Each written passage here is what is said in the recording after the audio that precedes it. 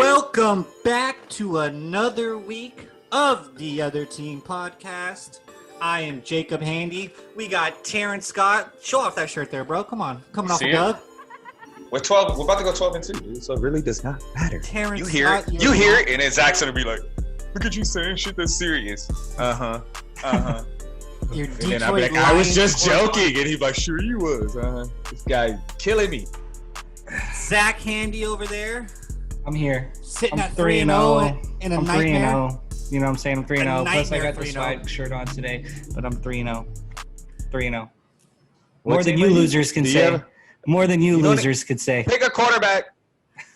And Jacob Handy here over here. We are back. This guy. So I had my boys on with me as well. I have to ask. Hell. I think Zach's more corporate because he's a front. His hat's frontwards. I'm a Carson Wentz guy. You're a backward attack kind of guy. You don't want to be a backward attack guy. Come on, dude. I'm a Carson Wentz guy. You're a backwards corporate hat guy? Be corporate here, man. Nah, we're cool. We're cool, man. We got mustaches in Jacksonville and stuff. We're laid back, super laid back. Yeah, we could tell. Quarterback has jorts. Jorts. As always, this podcast is brought to you by Thrive Fantasy. Come prop up with Thrive Fantasy. Week 3 was great. Week 4 looking even better. As always, maybe contest starting. I agree. News was kind of weird this morning.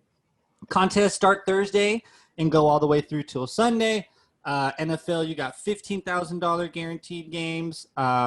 You got the $7,500 game, which is the touchdown only game. It's a little bit less money, but it is my favorite to play because we're all rooting for touchdowns anyway. It's really good to try to Money. who's going to be the one to cross the goal line. That's one of my favorite. Enter our code, the other team, one word, and get $20 on top of your deposit. Got to donate at least 20, but it's free money to play with. Good things. I'm excited, They man. get as 50 always. back now, right? It's 50. Oh, back. actually, yeah. My bad. I'm stuck in the 50 past. back. They'll Yeah. match. They'll match a deposit of up to $50. So there you go. If you donate 30, you get another 30. You donate 50, you get another 50. Bang, bang, bang. Get this money. Come prop up with Thrive. So we let off, right? Terrence is juiced off his win. He's wearing the Barry Sanders. He's got 12 the and 2, baby. Zach Matt loves- Patricia, coach of the year. Let's all of get a it. sudden, Zach's got his Bears on his head. I got the Jags over here. But I was thinking, we all, especially with football, like we love our teams. Obviously, Zach and I with basketball really love our teams. If something detrimental happened to your franchise, right, and you couldn't be a fan of them no more, right? The Lions just took it too far this time, Terrence, and the losing was too much to handle, and you couldn't suffer another Raiders. one possession game. What is the Raider Nation, Where are baby. you taking your fanship if you were to Raider leave Nation. Lord current? And Raider why? Nation. And why? Kind of the same reason why I was a Lions fan. Like my pops is one, and I just been around the Raider culture is dope as shit. Not gonna lie. The black and silver is also a really cool jersey. I can't hate on the Raider jerseys in general.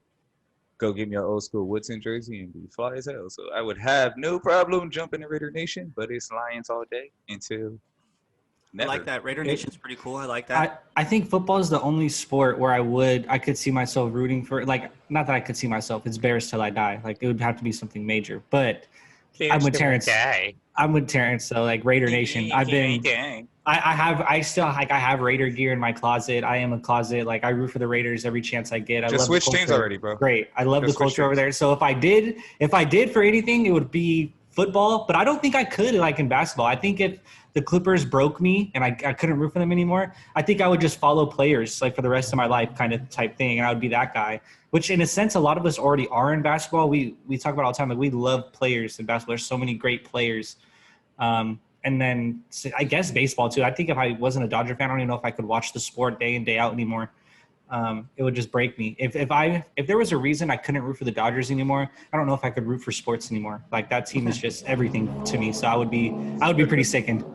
I think for me, baseball was like one of the ones that were like. I mean, I feel you, Zach. Like the Dodgers are the team for me. Like It's the team. It's the team. Like it is my team. You know, as well as the Clippers. It would be weird if I didn't. But for baseball, I've always had a thing like a thing for the Oakland A's. Like the A's have always been like my other Moneyball. Like my mistress in baseball, right? Like there, I go see that, you know. But I love something about it. Like they play in this crummy stadium. They got all these they got these no name guys every year, and they're paying their guys no money because the organization don't have a lot of money.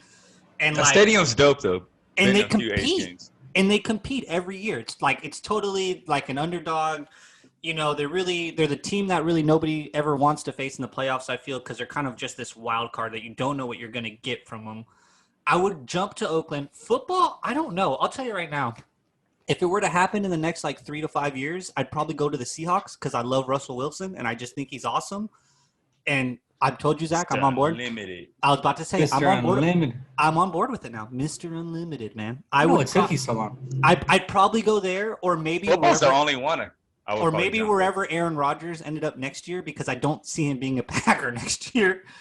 But They might win the Super Bowl. That's wild. basketball, I can't even wrap my head around not being a Clipper fan. That's how disgusting my love for the Clippers is, and I hate it. I hate that I am just wrapped up in this just Nightmare.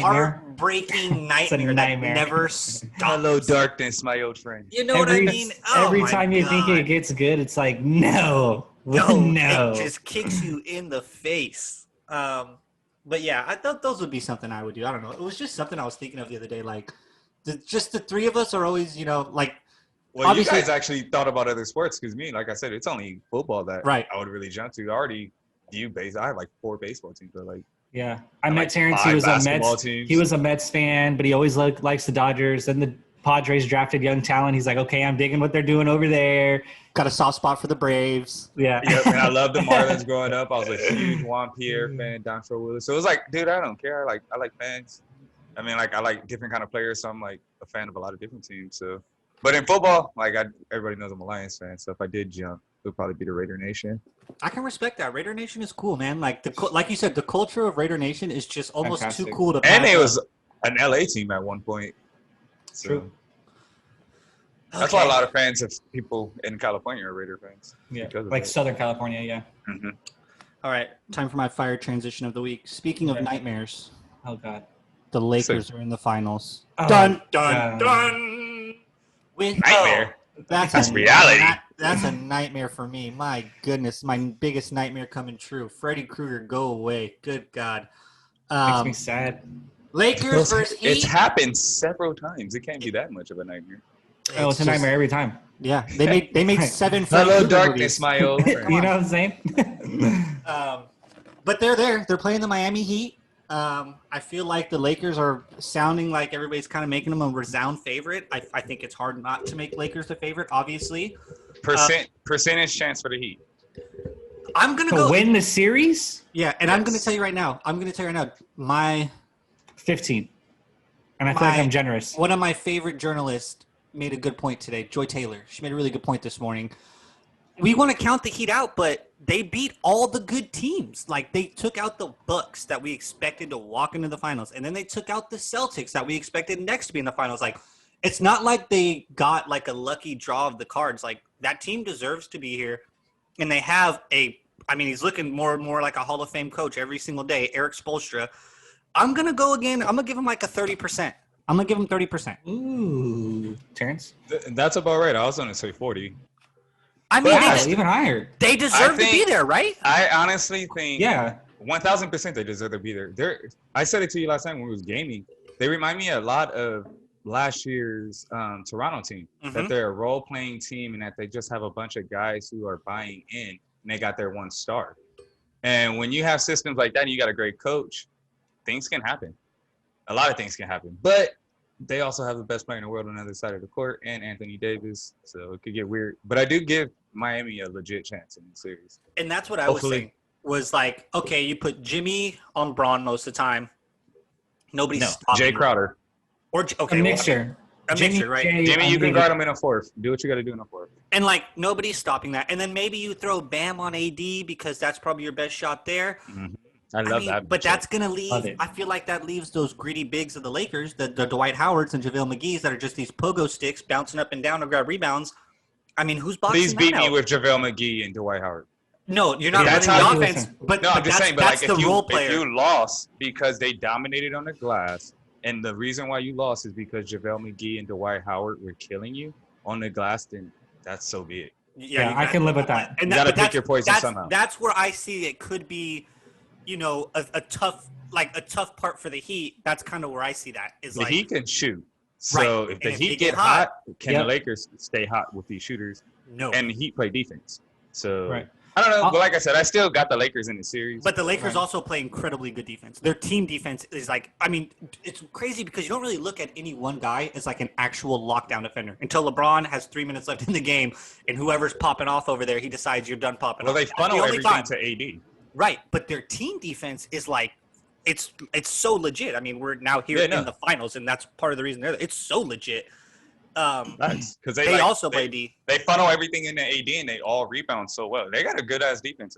Vogel's a really good defensive coach. Yeah. I love what they're doing. I think Vogel, who was scapegoated so much throughout this whole season and during this whole run when things would go bad and you have ebbs and flows of this season, I think it's criminal that you don't see Laker Nation and you don't see really anyone even outside of them giving him the credit he deserves. Plugging in Rondo, even when Rondo first came back didn't look good, sticking with Rondo, who was the pivotal difference maker throughout this playoffs for them, and really gathering the offense. Then he goes and plugs in Dwight against Jokic to calm him down because he's a bruiser, annoying, physical, and does that. And like two beautiful, that's coaching. That's like legit coaching. And I mean, we'll get into the Doc Rivers thing. That's something we didn't see with Doc Rivers. He wasn't willing to kind of go outside of the mold that they had put together all year when it was time to go outside of the mold. I think Frank Vogel deserves so much credit outside, obviously, like I said, the defensive scheme. That's why the Heat are there too, great. because they went outside their mode and kept coaching towards their series instead of just staying with what they had. So yeah, the back and forth between Spoelstra and Stevens was great. I mean, like you said, coaching is big when to get your team to the finals. It's so easily scapegoated as well, but I mean, it deserves its credit as well when coaches really earn their money. This is type of stuff that coaches are earning their money. This is why you went and got Vogel and didn't have Kidd as your head coach. You had Kidd on the bench just because I guess Vogel is the guy that got the balls to put in Dwight, got the balls to stick with Rondo or whatever it was and go outside the mold. So I just think he deserves a ton of credit for that aspect of this playoff run. I couldn't agree more. Did you trade a player for a coach? I'm just hypothetical. Didn't the Clippers trade? Clippers traded for Doc Rivers. Dick Rivers? Dick Rivers. Doc Rivers. Yeah. But was it for a player? Doc was literally in the trade, if I'm not mistaken. Like we traded a player and a pick for Doc Rivers. That's interesting. I thought it was something like that. I know you. I think we're gonna do the same thing with Montrez for Popovich. Like, nah, I need to send that boy to Toronto and go ahead and get Nick Nurse if you're gonna trade for anybody. You think Ujiri's letting Nick? He Nurse might be gone. Do anything? He may be leaving Toronto.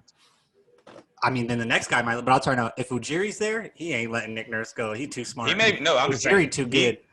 Of course, but he may be leaving because a lot of people want to throw a huge bag at He that. loves Toronto, though. He loves what he's doing there. I don't blame they him. all do, but who doesn't love a big bag too? To go do it again somewhere else and add to All like right, your the legacy, problem because is- that's what it is at their level when you're GM. Mm-hmm. Yeah. Can you go save the Knicks? Then you Can you do another team?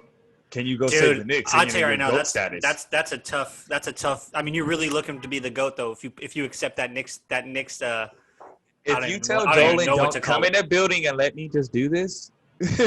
Yeah, I don't wanna Dolan's hear gonna from be you. like, all right, I need a new guy. Anyways, Then you don't want to win, like because Dolan's the problem. They need to make Dolan sell the team. But if you're gonna allow somebody good to come here, let them tell Dolan to shut the fuck up. Then like, dude, Totally. just stay away because nobody wants to come here because you won't ever stay away. You got big balls if you're willing to take that job right now. I'll tell you that much. You got big Exactly. balls. If I'm willing to take that job, I need to be willing to tell Dolan to stay the hell away. True. True. I'm only signing this deal if he signed to stay the hell away. Mhm. And this needs to be written. Not to get too far off track, like back to the finals. I think one of the best, like one of the most interesting things outside of Bam and AD, I think we're all super excited on that, is like Heat role players versus Laker role players. Because right now the Laker role players have never been playing better. They've never thought they were better. They've never felt better, more confidence, all that. And I think the same is the Heat. Like that's their mold. Is their I role would players take the with Heat role Jimmy? players. I think so too, but I think it's interesting to see like which one shows up and how that matchup plays out as well, because Hero, Robinson, Crowder against, Caruso, Rondo, KCP, like that Don't forget matchup. Dragic. Dude, Dragic is still so good. I thought with that one big bionic brace leg, I The just love same it. way Rondo has impacted with his being a veteran and like being able to control the game with his pace and everything, Dragic has done the same. Absolutely. Absolutely. He is going to be a huge X factor in that series because of what he can bring. And Here could be the difference in that role player battle, Zach, is, and I'm not saying Jimmy doesn't get a lot out of his role players, because he obviously does, but like that's the LeBron factor, is he gets the most out of his role players. Like that's his MO, is he gets guys, the Matthew Dellavedovas, to really just squeeze every Lock bit in. of talent and confidence out of them to get them playing at their highest level. That's something that's definitely going to be a factor. another X factor for the player. Heat is Iggy. This is a big reason why they brought Iggy as well. For moments like this. Yep, exactly. Jinx. That man, yeah. You owe me a soda. But definitely. Like Iggy, we've seen years and years and years, he can guard LeBron. And that man has the best hands in the league. Like, Yeah. that man has hands. I will say he has the best hands. I've always felt his guarding of LeBron was overrated, because we praised him for how he guarded LeBron that one playoffs. And LeBron still good too. So what? LeBron got more than his. He led that entire playoffs in every single statistical category. All of them. LeBron's Points, going to do what rebounds, he has to do. assists, Make steals, him work. blocks. Right. Make him That's work. what he did. He made him work. Exactly. And I'll tell you now, Iggy's never looked better. He went 6 for his first 6, including 4 threes in that game 6 to close out the Celtics. He looked like he was getting ready and trying to. Bro ain't had a haircut in like 8 months. Like he's just. He got the hoop. gray in Like, it now. He got the gray in it now. He ain't even brushing, combing, no oil in it, bro. Just like, hoop. I'm here to hoop. Like, I'm away from my family. It's a trip right now. It's a business trip. I didn't put this on the rundown, but before we get into the doc thing, I will say, since Zach just brought up them closing out the Celtics, how do we feel about the Celtics now falling out again in another, finals, and not getting to another finals with these young players? I mean, what is your gauge and I think take you said on it where they are? the best way. They still have young players. What's Right. the panic about? I don't think there's a panic yet I think either. I think this was perfect for Boston. Tatum and Jaylen Brown got the experience they needed. Yeah, it would have been nice to get to the finals. You would have got smacked because you weren't ready for that. But it would have been nice to get there. But I think this was perfect for Boston to let their young players get to this point as a team. And now you need to tell Kimba, you need to play better. You need to defend better. Because that really was a big X factor. What do you do with Gordon Hayward?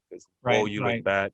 But it was perfect for Jaylen and Tatum, in my opinion. Like they both, it's not like they played bad either. Like their confidence is still going into the offseason feeling really good. Like we can do this next year. We just need to sharpen up, clean up a few things, and we can do it. So I think it was perfect.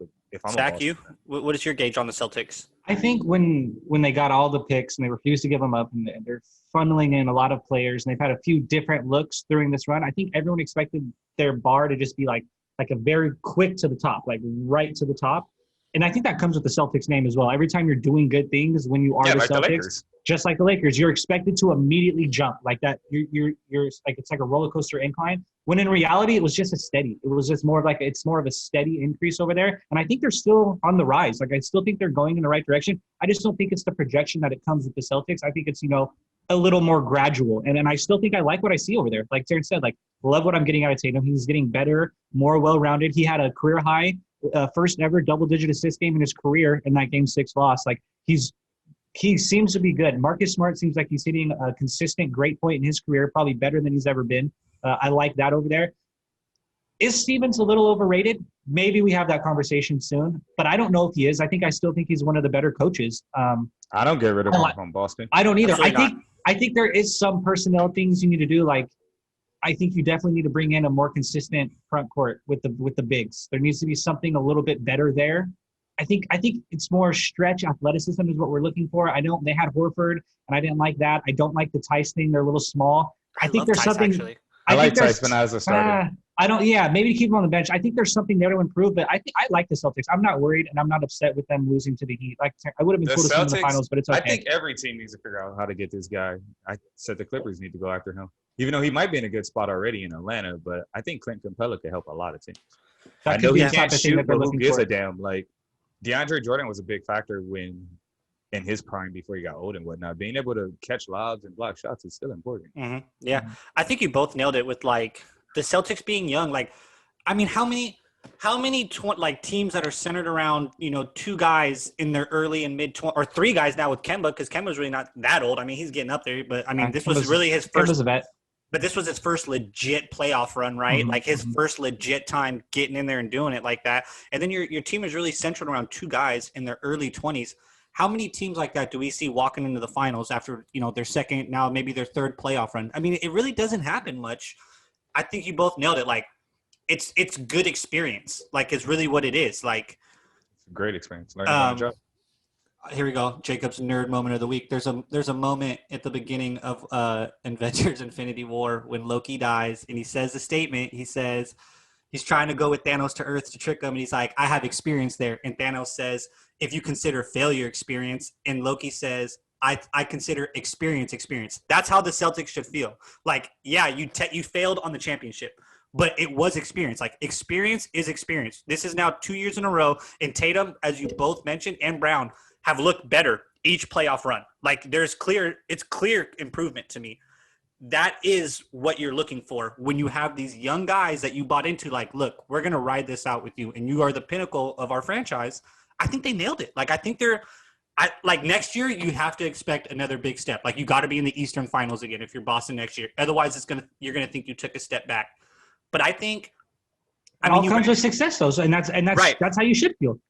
I mean, you can't get caught up in this, like, you have to win now mentality that this day and age comes with just how fast everything is. The only person that's in media. I have to win now mode is LeBron James. I don't know why anybody else feels that way. These are guys in their 30s. It's levels to this shit. Right, hitting the ends of their peaks. Like, you know what I mean? Yeah. And when Jason Tatum is 30, whatever, at the end of his peak, you're damn right. He's in win now mode. You know what I mean? Right. Mm-hmm. But at 23, no, you're not in win now mode like that. Like everybody's in win now mode, but you're not in win now mode. Yeah. Like, I would say the only person also with LeBron is probably KD, because I feel like we're coming to the end of that rope as well. So those guys really are pressing win now.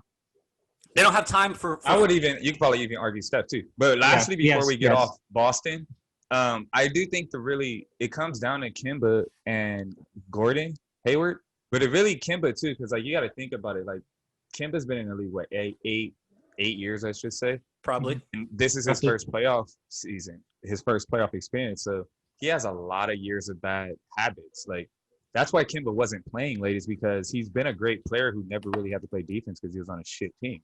So, like, he has all these bad habits that he just has to get over, and that's a challenge that he's going to have to ask himself. Is he going to be able to do that? Because it is evident they couldn't play him late. You're too good of a player to have to be on the bench late in the fourth quarter when we're he paying gave up on Kyrie Irving. Max money. Yeah, fuck all that. We gave you max money, bro. Like, you cannot be sitting on the bench with max money because you cannot play both sides of the ball. So and I'm not going to say that's because, but I would probably hint it's probably because you play in horrible basketball and you just have bad tendencies now, and you're not playing defense the hardest way you should. So it's just a challenge he has to take for himself. And Gordon Hayward, oh my God, dude, he was nice. It's so sad. He got to go see Meta's sports psychologist and just get that confidence back and that trust back in his body and in his abilities. It has to be that, because I don't even think he's hurt. Like, he missed he was just missing layups. I'm like, dude, you see two. He missed two bunnies in the matter of like a minute and 30 seconds. And I'm like, bro, that's like when you're at the park and you're like, you get picked up and like, you're playing with competition so far above your level, but you're like, I had to be the 10th guy. And that's what he looked like. Like, he had the bunny and you're just so excited that you're about to score on the court with all the good guys and you just smoke it. Like, you're like, oh, God damn it, I'm not going to get another bucket today. Like, that's how I felt watching it. I'm like, there's no confidence there. Like, there's no confidence. Don't know that feeling, Jay. Yeah. Oh, trust me. Before I was any good at basketball, I definitely knew that feeling. I still know that feeling, but I haven't felt that feeling in a long time, but man, going to the park, I've had that feeling. Gordon, please get better. Like, you were so nice. Get it back. Remember when he came over there? They're like, we got Larry Bird, our new Larry Bird, and it was like, I wasn't even. Obviously, you're not Larry, but it was like, yeah, I'm down. Like, Gordon's nice. You got a guy. Like, you got a guy. Gordon's nice. Gordon was before the injury. Gordon used to catch bodies. Like, this dude was dunking on everybody. It sucks. Hopefully he gets back because he doesn't seem hurt. There's still time. He can get back. He's still young, and I think a lot of it's here for sure. Because I don't think Boston's trying to move him. I think they're like behind him. And Brad Stevens. Well, yeah, Brad loves him. That's his guy. Like, And I'm sure you Exactly, like, see it they're in trying- practice still, right? I'm sure there's moments in practice where you're like, it's there, you know? That or he's just getting cooked by Jalen all day in practice. It's like, shit. And you're like, his trade value is nothing. We can't get anything for him. Then they switch him on the tail, and he's just like blues. Like, oh my god, The Drake meme. Marcus Smart's yelling at him like Jimmy Butler to Cat, telling him he's sorry. You're like, what? How do Switch we? on to I'm just Marcus. kidding. Marcus start cooking him. It's like, oh my god. Wanamaker starts cooking him. It's like, oh no, what are we doing here? That guy plays a lot, dude. Like, shout out to him. Wanamaker? Yeah, he plays a lot. I think he's a good backup point guard in the league. I think he's a really good guard. But he plays a lot. Shout out to him, though. He played in like 5 different leagues and stuff and finally made it to the NBA. So shout out to him. All right, switching gears. Yeah, we going. It's time to address what we had already addressed multiple times in the last couple of weeks. Doc Rivers is indeed out as Clippers coach. The Doc Rivers era for LA has ended. It is bittersweet because I felt it was the necessary move. But I mean, I think if you are obviously That's a good guy, though. Terrence is not like a Clipper fan as we are. He enjoys the game of basketball differently. We just discussed this at the beginning of the show. I mean, we are diehard Clipper fans. Oh, I think I got a sneeze. Well, get it out then. Sorry We about are that. all Oh in my different locations. goodness. Woo. Let's see, Let Jake. the fans know we are all in different Yeah, locations. we're not near you with your sneezing, whatever Yeah. you got going. My bad. I gotta go get a COVID test. Christ. No swap. No swap. But I mean, I'll start with this one. It's bittersweet because I think the Clippers, I saw this on the internet, I believed 100% true. I think in perfect Clipper world, Doc Rivers is our Greg Popovich. We wanted him to be the coach forever. we wanted him to be the Rick Carlisle. We wanted him to be the Rick Carlisle. We wanted the success with him. Like we didn't I want wanted to be in the NBA. we didn't want like when you got him and he took the team from where it was to where it is now, like you expected the success. You wanted to finish it with him. You expected it. And okay, 2015 happens, right? And you choke the Houston series and you're like, man, that one hurt. But I think you're still our guy. I think we can still ride it out. And he has a couple good years. And then then kind of starts downhilling and you're like, he might not be the guy. Trade Blake, trade CP, that stuff happens. And then last year he has arguably his best year ever coaching with what he did with that team. And you're like, well, goddamn, now we gotta give him another run at this with some good players because it seems like he saved it. You asked him to save his job and he did. And then when this year happened, it was just too much. And there's two sides of the coin. This is why Doc Rivers gets fired, right? 7 years he was with the Clippers. Only 3 playoff series wins, never made a Western Conference Finals, 2 blown 3-1 leads, and only 1 series did he ever win in under 7 games. That's why he got fired. That's not good for a 7-year run for an elite coach. But why, if you like the Clippers, like anybody, like we do, the reason why Doc has your respect is A, what he did in 2014. Took this franchise from its darkest depths with Darnold, Sterling, and everything, and beat the Warriors in 7, got through that. It was an amazing year. Next year, plays the Spurs, beats them in 7. I mean, elation. We are not this podcast, talking about the Clippers and all the fun we had this year and then the tournament, whatever. But we don't have PG, and you're not having the PG Kawhi talks. We're not having the talks of a possible championship contender every year if Doc Rivers never becomes his coach. He's the all-time franchise leader in games coached, wins, regular season wins, record setter, regular season win percentage leader, and most playoff wins ever in franchise history. So, there is love there, but if this team wants to reach the mountaintop, I think it was clear he's not the guy. And so they had to make the change. I don't know. That's how I feel. It's bittersweet. I don't know who the guy is, so that's my next question. Is like, right. I don't That's know the scary. if That's the Ty unknown. Lue is the answer, and I really do think Jeff Van Gundy would be interesting. But I don't like I don't know if guys that's from the the answer booth. either. I'm okay with Yeah, some. I said I'm that- not I okay thought with the a guy same thing that with hasn't John coached Gruden, in and he 20 looked- years. He looks solid, so Yeah. I don't And know about guys football's off the move. way different than basketball. I don't know about that aspect. actually. I think Man. coaching matters less as long as Van Gundy's still being able to motivate guys and actually being able to draw up a play. Right, won't matter. right. I think Doc can drop a play. He can adjust. He's always been known for great plays out of timeouts and from set pieces. He's always been known. He's had a top 5 offense all 7 years there. I don't think it's fair to say he can't drop a play. And we just got over saying how Doc If he can can't only drop a play, then how are we gonna say? Like, I don't know. You're saying he can't make adjustments, but yet he could drop a play. Like, I feel adjustments That's and drawing way up a different. play are completely different things. Adjustments are what we just No. talked about to me with you Frank adjust Vogel. by drawing up plays. So you're telling me No, if no, the no. defense is doing this, you're not gonna adjust. Like, you're adjusting in that play. So No. I don't understand. Adjustments is what we just discussed with Frank Vogel, right? Where Nikola Jokic is cooking. So what did I do? I adjusted next game, and I put Dwight Howard on him and started Dwight Howard in that game. That's an adjustment. I understand. I get that part. Playing Zubac more over Montrez. Like, Doc Rivers he's he's had a top, even last year when they had no All-Stars, Doc Rivers had a top 5 offense in the league. He can draw up plays. He knows, like, he can do that. But he cannot adjust. He cannot adjust. He draws up the game plan, and it's like, this is it the whole way. We're writing this. It just sucks. Like, Doc, I know everybody knows I'm not a big Doc guy. He tried. I do think he was the right coach for this team in the beginning, but things fell apart. And once things fell apart, they have to change. Like, it has to be done. It's inevitable. Like, I do think he was the right, kind of like what you said. They wanted him to coach this team. The Stars wanted him to coach this team, but just series of unfortunate events happened, and he just has to go at this point. In my opinion, 100%. It was evident. I don't know who's answered them. I don't either. And I don't, I always said, like, I think the decision is, like, as long as the Stars are on board, that's how I've felt about this, then I'm okay with it. And I think to me, how I got that piece from Bleacher Report where it said, Ballmer talked to Kawhi and PG and key players, and nothing Told him what he wanted, and Ballmer should have. Right, but it said nothing they said was enough to change his mind, which to me, the way I read that was Kawhi and Paul George didn't really go to bat for Doc Rivers then.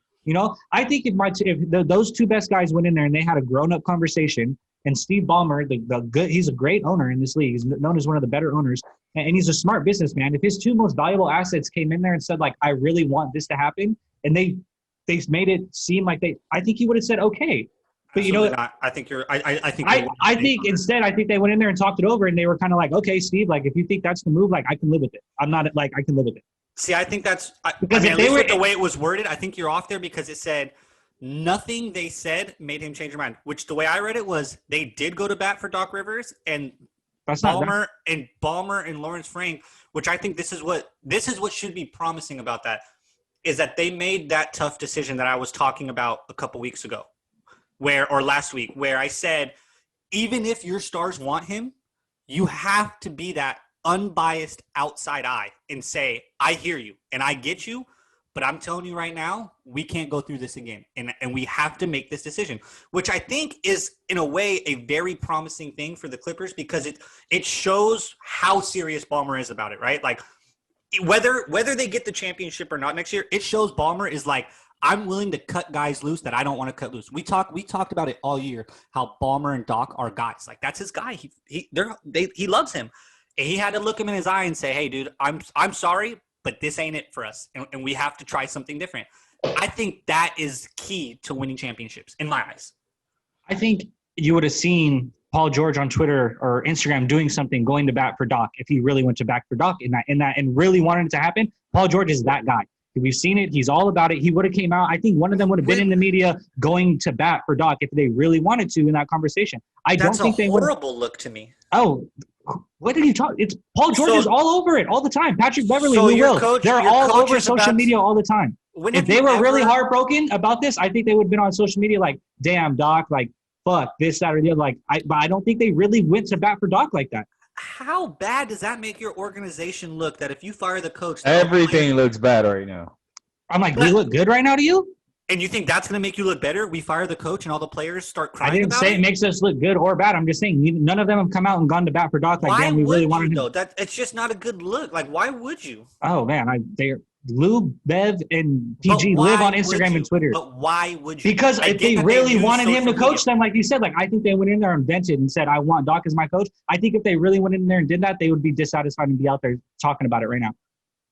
I can agree with that. I don't think I've ever even seen that or believe that I would see that a coach would get fired like that and guys would come out and say like, this is terrible. We need him back. Like, I'm On not their saying own- need their him own bad. coach. Yeah, what the hell? Yes, guys would for sure have come out and said that before. Like what? Like not pleased if a coach gets fired or something. Absolutely. Maybe if like when Fizdale got canned from the Knicks, then you had other players from other teams saying like, I can't believe they fired Fizdale. He was really turning around there. But this situation, that wouldn't make sense to me. Like, you're still a title contender. It would be such a weak looking move as part of the locker room in my eyes. We just went down 3-1. Your locker room already Our looks locker pretty room weak. looks like we hate each other. Because it already I'm just looks weak, it would be even more. I'm saying prevalent to do I'm that. saying they would do it. These guys' personalities would do it. That's all I'm saying. And I don't see them doing that, which means I don't think they're in there going to bat for dogs. I think they're on board with the coaching change. I mean, I don't know. It doesn't make sense to me that anybody would do that. I'm not going to lie to you. It does. Doesn't I'm make like, any this sense. team screams that to me. This team has done that type of thing all the time. Quiet. Like after having a discussion with Steve Ballmer, I mean, it's neither here nor there. But I think there is a silver. Like I said, there is a silver lining that the ownership and Lawrence Frank clearly are like they're setting the message like we're trying to get it done. Like to me. It sucks to see Doc Rivers go, but it is a positive message in my eyes. The way it went down, it's a positive message.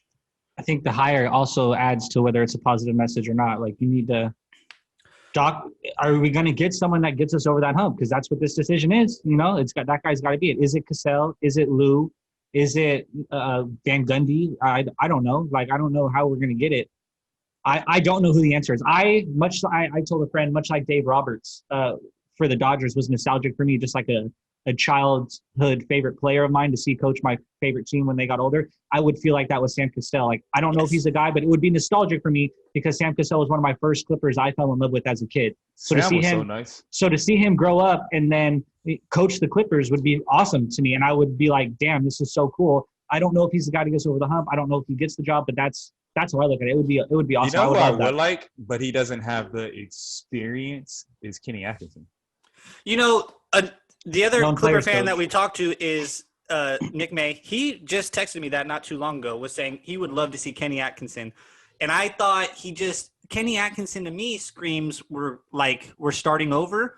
But now that's another person that made me say it. I mean, How the hell are you starting over with 2 stars? Like, how would that Yeah, be starting but over? just that coach signing to me, like he just doesn't How? scream like Everybody I mean, said the same shit with Vogel.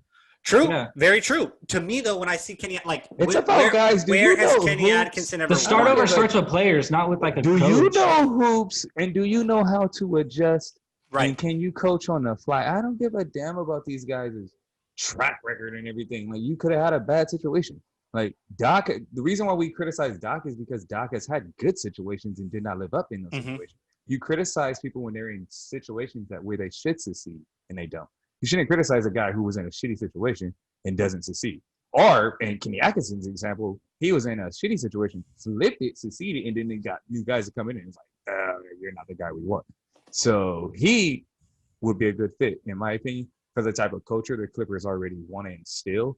And the way Kawhi is, I think that would be a good coach. I like the thought of Ty Lue. Obviously, I think he's obviously the number one candidate being already on the staff. And then, like Zach said, Sam Cassell. And I'm still going to bring this up. I'm down to give Chauncey Billups a shot. It's talking about guys with no experience. I want Chauncey Billups to get that shot. I think he's a good basketball mind, and he's chomping at the bit for a coaching job. I mean, we've seen plenty of guys come in with no experience. Steve Nash just got the job in Brooklyn with zero experience coaching. I mean, I wouldn't mind seeing much the nostalgic thing that Zach just said with Sam Cassell. I would also feel that nostalgia for Chauncey Billups, not as a Clipper. He was, washed as a Clipper, low-key. No, he was solid. He was at the very end of his career. It was one of the last teams he played for. He was definitely on the washed end.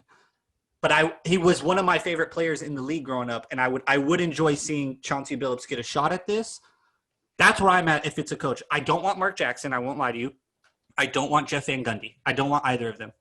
I don't either. I'll take Stan. The Stan's only been guy coaching. from TV that I think I want or like is like Kenny the Jet. Like that's one person I wouldn't mind coming off the set to coach my team, I guess. I think, but I think there's a reason why Mark Jackson and Van Gundy get brought up every year and they're still in the booth. Like there's a reason. I think Van Gundy turns down jobs. Mark, he burned a lot of bridges. But I like Stan. I don't know if I want Jeff. I like Stan though.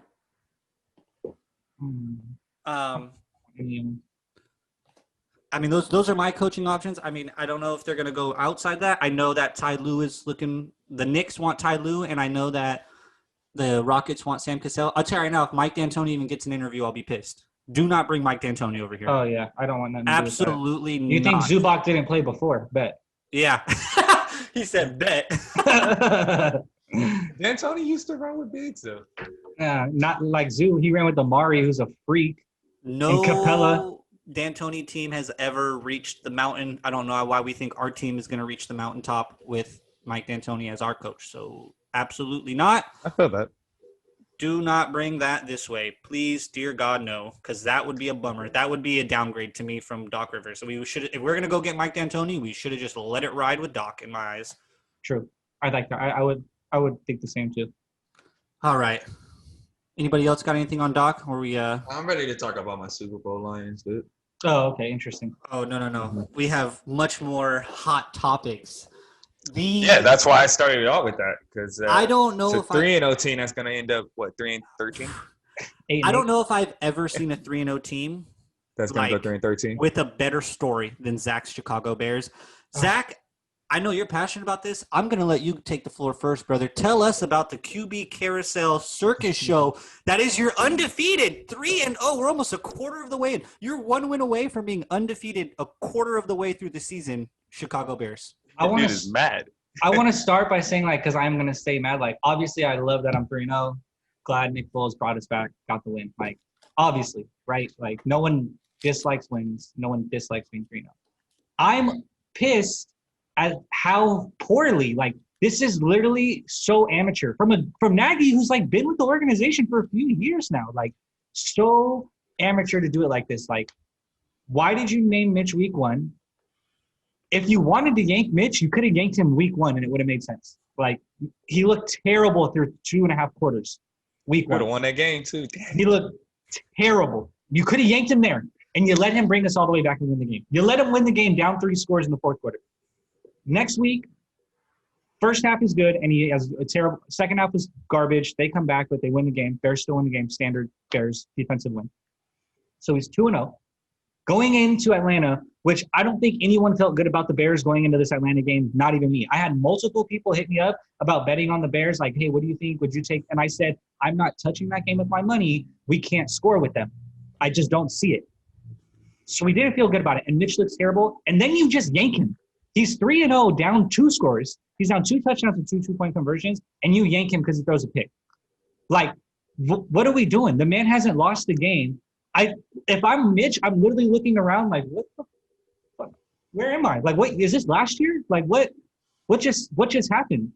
Who's your GM? Pace, right? Yeah, Ryan Pace. It just doesn't make sense to me. If the leash was that short after you were 2-0, why did you start me week 1 regardless? We should have just went Foles from the jump, and I would have known what the situation was this year. You instilled confidence in me to not only rip it away, but to take my confidence level so far into the dirt. You instilled confidence in me just to at the first sign of trouble to yank it away and make me feel like if I'm Mitch, I feel like it's 2 years ago or in the middle of last year when I'm at my worst. I feel that bad again. I don't get it. Here's things to think of in that game too. Mitch's best starting field position was his own 38 one time, and that was the drive he threw the pick. Hence the frustration and the immediate yank, I think, because all to that, the Bears had no field position that game. Mitch was starting on his own 10, his own 25, his own 20, his own 20, his own 25.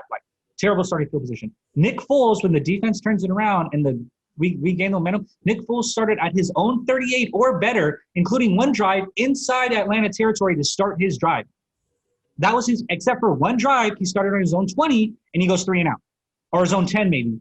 I think it was his own 20 and he goes 3 and out. So he was blessed with half the field the whole time. I get it. He took the team down the field. He got the 3 touchdowns. He won the game.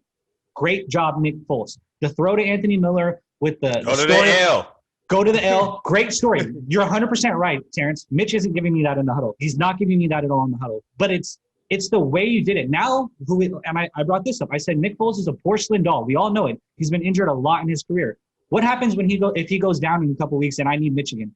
How good if I'm Mitch, I don't feel good going into that game. I don't feel I feel like Jesus Christ, how do I succeed here? I will say to answer your question to why they didn't go Nick Foles week 1 is because of Ryan Pace. GMs don't ever want to be wrong about drafting quarterbacks because their jobs are attached to it. There could be truth to that. So, Absolutely. I'm pretty sure he forced. Well, I'm not gonna say that, but it probably was him forcing Nagy's hand to play Mitch. And the moment Nagy could take Mitch out and have nothing Pace could do about it, was in a mid-game situation. You can't tell me what to do in the game. You're not here. So the moment you give me an opportunity, I'm gonna put Foles in, and it's up to Foles to win the job at that point. And Foles went out there, had his run to the L moment, and won the game. So now Great throw. Nagy's looking at Pace like, ha, fuck you. So I'm not playing Mitch anymore because I don't think he ever wanted to play Mitch because it's evident the moment he got a chance, he yanked him. So it makes you think like the only reason Mitch was playing was his draft stock position, and that Pace never wanted to be wrong with pride from the GM. Yeah, it's like, oh well, I don't. This is the guy. This is the guy. This is our guy. We can't give up on him yet. And it's like, well, he's not winning us games. He's missing throws. Guys can't ever get hit in rhythm. No, Foles is the better option, but I can't do it. It looked like that's really what it was to me. Like the moment he plays bad, I'm gonna yank him, and you can't do anything about it. I can't because I'm down here with the headset. Right. Yep. And I have the power. Once the whistle blows, I have the power. You know. Mm-hmm. I can't stand it. I think that's terrible for Mitch. Like I said, the team. But it's terrible for Mitch to keep playing bad. Like, bro, they gave that man every opportunity. Absolutely. Outside of this, I don't want to hear this sad story for Mitch. Like, he's probably a nice guy and everything, but this is the NFL, bro. Like, you have to play better. They gave him numerous. He was 2-0. Talk about a sad story is Josh Rosen. Like that guy didn't even get a fucking chance to actually prove himself. Mitch has had countless chances to win. Didn't he do it this year? No. Didn't he? You just said yourself, no. He's 2-0. I thought he did deserve the job. I thought he did earn it. Here's the thing. Here's the thing. I mean, you obviously don't win the game. You're not 3-0 if you do it this way. But to preserve the possibility of having to play Mitch again later, I think you play that game out with Mitch, and he probably throws at least one more pick in that game. And the Bears lose that game bad. Then going into whoever you play this week. You start Foles then. You start Foles now. And that way Mitch knows like, but we got to lose games because of guys' pride? Like, because you can't handle it. I think it's like a respect level. I think it's like a respect level. I'm trying to win. Stop. Oh, I get 16 games. It's 16 games, bro. Let me get my piece. It's not respect. It's what Zach said earlier about the way you handled it. Now, if/when Nick Foles gets hurt and you have to go back to Mitch, his confidence is shot. But if you would, I think if you handled it the other way and you sit down and have a man-to-man and say, hey, it's not there. We've seen it now, like Zach said. But you don't think they had those talks prior to all of this? The second half of New York and now a full Atlanta game. Yeah, but it's different when it's mid. But you don't think Mitch knows his seat is hot as shit? Right, but like, come on, man. He said no. He said no. It's different when it's mid-game in front of your entire team. He said it was a surprise. Sorry, go ahead, Jake. Rather than in a fucking closed environment. Like, he's on national television with every camera zoomed in on him. I get that. For the second time in 2 years now. Watching him get fucking shitted on by his coach mid-game, right? That's different. But if you go into the week and tell him, like, he can get his mind wrapped around, like, you know, and you tell him, like, hey, if Foles goes down, we do have to go back to you. Like, make sure you're ready. He wasn't feeling that or thinking that at all for that whole half. And then he's sitting there and watching Nick Foles fucking Undertaker meme that shit and bring him all the way back.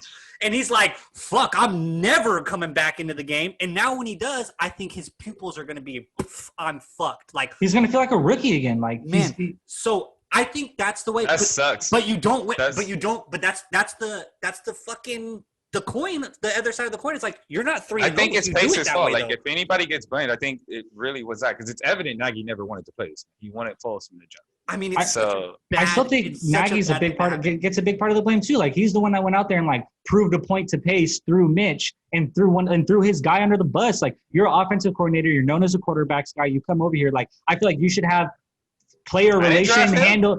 I feel like you should be handling players better as a head coach, especially an offensive-minded one with offensive players, than you just handled the situation. I think it was piss poor management. And now we're looked at as a circus. We're 3-0, but we look like a circus. Like, think about that. Who do the Bears play this week? The Colts, and we're going to go 4-0.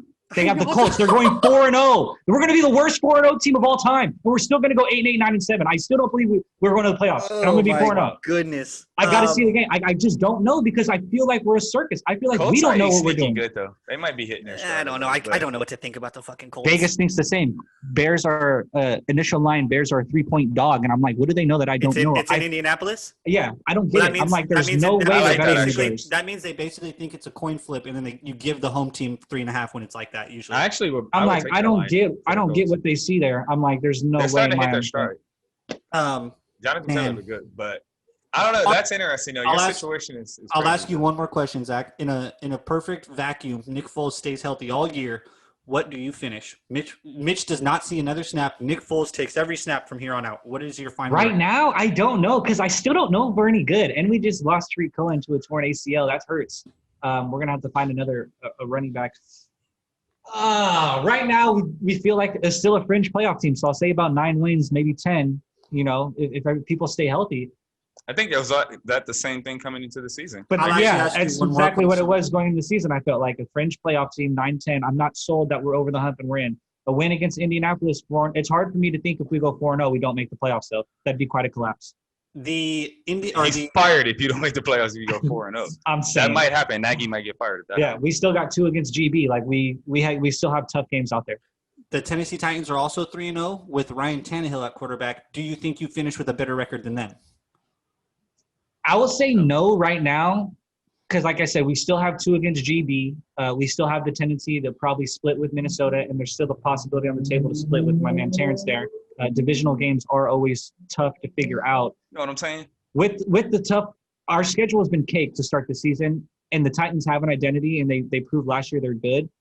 I will say right now no, but like I said, if we go 4-0, it's going to be hard for me to think we're not a 10-win team because that would just be quite a bad collapse. Not the Falcons. Like all the teams the Lions play, we played the Cardinals. I don't know if we play that whole division. I know we play the whole AFC South. I'll look right now at remaining schedule, but I know we had cake to start. While you look we have at Indianapolis, Tampa Bay, Carolina. So like we still have 2 of those next 3 we're probably going to win. So we're legitimately going to be 5-1. You don't get the Saints? We get the Saints in November 1st. Yeah, see, that schedule gets harder. We hit there's a tough stretch where the Bears will really be tested. It's Rams, Saints, Titans, Vikings, and then into the bye week, Packers out of the bye week. That stretch, you have to go over 500. If Foles can get through that. Because that's some hits in that series. Because then it gets like relatively soft to end. Lions, Texans, Minnesota, Jacksonville, Green Bay. Relatively soft. Relatively soft. Terrence and I both. And that wasn't that Lions and Jacksonville. Yeah, that really wasn't jabs at you guys, but you're going to take them as jabs. It was really truth, and you guys both damn know Skippy, we're going to take them as jabs. All right, we're an interesting circus. We'll switch off the Bears circus now. I know. To me, I think it was the biggest headline coming out of Sunday was the 3. It was fascinating. Yeah, it's just so fascinating. You don't really ever see that. Last night was the illustrious AFC battle that we're probably going to get for at least 3 or 4 more years. Monday Night Football, Chiefs, Ravens, Lamar Jackson versus Pat Mahomes. Lamar Jackson once again loses to Pat Mahomes. Pat Mahomes has his number, although Pat Mahomes has the entire league's fucking number at this point. Yeah, just about. I'm going to word it this way. I don't know why, and I do know why, but why is it that every time that Pat and Lamar play and Pat wins, because Pat is – I don't think anybody's arguing that Lamar Jackson. The Chiefs have the better team, though. Like, yeah, get down to it. Like, they have the better team. We'll just call it what it is. Pat Mahomes is just better than Lamar Jackson, and that's okay. That too, but like his weapons are also better. Yeah, but the whole philosophy is better. Fuck all that. The conversation is Lamar versus Pat, and it's okay because you want to know why? That's a stupid conversation because that's what I'm getting at. Because it's stupid because Pat is better than probably any quarterback we've seen in maybe 10 years since Peyton Manning. I'm not saying he's probably is better than him, but I don't even want to have that conversation because it's a team game. So, but that's Mahomes the conversation. I just don't get why we have to have that. Mahomes is literally look at his receiving core. Like that dude has wideouts on top of wideouts. The teams are ran differently too. Like forget the philosophies. Like that dude is like we were talking about it earlier. How he had guys dropping balls. Lamar had guys dropping balls. You don't see nobody dropping balls for Pat Mahomes because he has legit wideouts. Mark Andrews is a baller. I'm not saying. Sammy Watkins is like a fucking fourth option over there. And he was a number one for the majority of his career. But Yeah, he he wasn't was a the greatest number first-round one. fucking pick. Wasn't the greatest number one. McCall Hardman's a first-round pick. He's like their fifth option. Bro, he gets lost half the time. And so, like, they have so many receivers, it's crazy. So it's like we need to understand that when you're comparing these two quarterbacks about who's greater, who's not. Like, it's a team sport. Like, I believe Pat is the better quarterback talent. He has the better arm talent in XYZ. But if we're talking about, he's just better, period. He can't beat him in a big moment. It's like, well, shit, dude. Do you see who got lined up too? Like, he got a spot. I think it's more there. than just when Lamar plays the Chiefs, though. I think it's more than when Lamar just plays the Chiefs. The stat is Lamar has played, like 28 games, they said. He's 21-6 or something like that. And I heard this morning. Yeah, the 6 games he's lost, he's trailed in at halftime going against him. And he hasn't won any game going against each other. So he does struggle coming back from behind. But that might also have to. He's never come back for more than 10 points. Who the hell is his number one receiver? At halftime. How hard is it to come back trailing when you don't have a number one receiver? Tell me how many teams do that without a number one. And I'm also getting at it like that. Like you said, the team. Who's their number one, though? Like, they're a fucking running team. Like the Ravens. He still has to play better than how he's played in some of these big games. And I agree with that. We're not arguing that, but I'm just saying simply he does not even have these number one guys for us to be bashing him like that, to be like, he can't win the big game. Like, huh? First off, how many big games has he been in? Second, that's asinine. I think he's been in more than you think. It's been 2 years. Right, and I want to say it like this. So you're gonna tell me we're gonna judge a man for a 2-year span when currently I will judge him currently on his body of work. Because it's his current body of work. Amazing. He's lost some big games. Here's my thing. We just decided that the Celtics are going through growth when they lose. But Lamar can't. But Lamar's fucking shit in the bed. Who said he can't? I'm just saying he's played noticeably bad. He's played noticeably bad. He had 30 yards at halftime combined. Like, that's not acceptable. I think there's deserved criticism when you're going against that team and you're on that level. If you have 30 yards at half. But to say he can't win big games is asinine. The connotation. The criticism's fine, but we understand that he's struggling. Nobody's ever debating that. But to say this man can't win big games on a 2-year sample, it's just crazy to me when the man has already shown he can win an MVP and that he's getting better. So to tell me that he can't, for him to not win any big games when he won 14 games, I'm pretty sure some of those games meant something. So yeah, Jacob did. He said he's like, but just to say like this guy can't win a big game is crazy. Mahomes is special. That team over there is special. It's negative. It's bigger than just Mahomes. Like, Andy Reid is a special coach. Everybody talks about how great Andy is, and they're so happy that Andy finally got his Super Bowl. And Andy's probably about to run off a few for y'all because Andy's a great coach with a great quarterback, with great receivers and a great tight end, a great line. Oh my God, it's lit over here. And a defense with fucking Tyrann Mathieu and Chris fucking Jones, and like they're get him a number one and let's criticize him. I'm fully down. Zach is right. There is something to be said about Lamar. 100. I mean, it almost 0-6 trailing needs to be talked about in general. You go down 0-6 at the half and you're trailing. And it's not even, and it's like what Zach said, 30 yards at the half. There is something to say where it looks like his play is shrinking in these bigger moments. But like we just said, we're in year 3 right now. Like, can we give him time to grow before we have to throw all these, I can pump the brakes a little bit. That's negative content? Well, they played the Chargers last week. But I brought it up last night, and I was heavy on it last night. Right, and I'm just saying though, these like the Chargers have a game connotations. These are the negative connotations people are using. Can't win the big game. Not a big game player. Like, shrinks in the moment. Maybe, but like, can we give him Can we give him time to work through it? Like, can we give him fucking time to grow? How many moments has he had? Like, I think I'm giving him the same level of criticism that I think all of us give guys like Baker Mayfield. I just think I think with Lamar, it always comes off more brash because he was criticized more than anyone from going into the draft. So it's like he's always been so playing behind the eight ball. Absolutely. But with more success comes more expectations, comes more criticism. Like, that all comes on top of each other. I feel that. I think it's – And so I think – I was just saying, like, I think the reason why it's always more touchy-feely and it gets so much more animated with Lamar is because he's always been behind the eight ball. Like I said, he was, make him play receiver, and he was so overlooked. Job. Yeah, and he was so overlooked that I think that's why it's so quick to go down Lamar. And that's the only reason. I feel like I'm giving him the same sort of criticism though I give guys that he was drafted around in Bake and Deshaun and all those guys. My thing with Lamar, I'm okay with the criticism Lamar gets. It's just the type of criticism he gets. Because Exactly. like I feel the like way that's fair, Baker gets credit, like everything goes back to his draft criticism. Oh, he can't make throws outside the numbers. He can't do this. He can't do that. It all comes back to that same undertone bullshit, and I hate that. It's like this dude has won in this league. He's a fucking MVP, but yet all you want to talk about is Still hanging on to it. see. And here's the thing with me. I'm right. I told you I scouted him, and that's what he was gonna do. Blah blah blah. So, man, miss me with that shit. Yeah, Quit but you praying on it. better. And here's the thing. It's only It's that clickbait relevant. shit. Give me a second. It's only relevant when he loses to fucking Patrick Mahomes. Who the fuck's not getting blown out by Patrick Mahomes these days? Exactly. That Dog? was my That's point. not true It's though. like, That's not true though because it that's came not- up after the both playoff losses. And like you said, the first one he's a rookie, but the last one I think. dude, they played the But Chargers when he's earlier this year. blowing The teams Chargers out. have his number. They like the way Yeah. they scheme against him. They have his number even this year. The way the Chargers scheme against him, they just have it. Certain teams know how to scheme against him. Like It I is said, what it is. And I said it last night to you guys. If we hit year 5, 5 and 6, and he's 0-5, 0-6 in the playoffs, absolutely, you have to throw it at that 1000% and address it. exactly. But I think when 2 years from now. when you lose to Patrick Mahomes in the machine that is the Kansas City Chiefs these days, I think you got to pump the brakes on the way you say how he might be overrated. This, he might be overrated. And that. they lost to me, the Titans, right?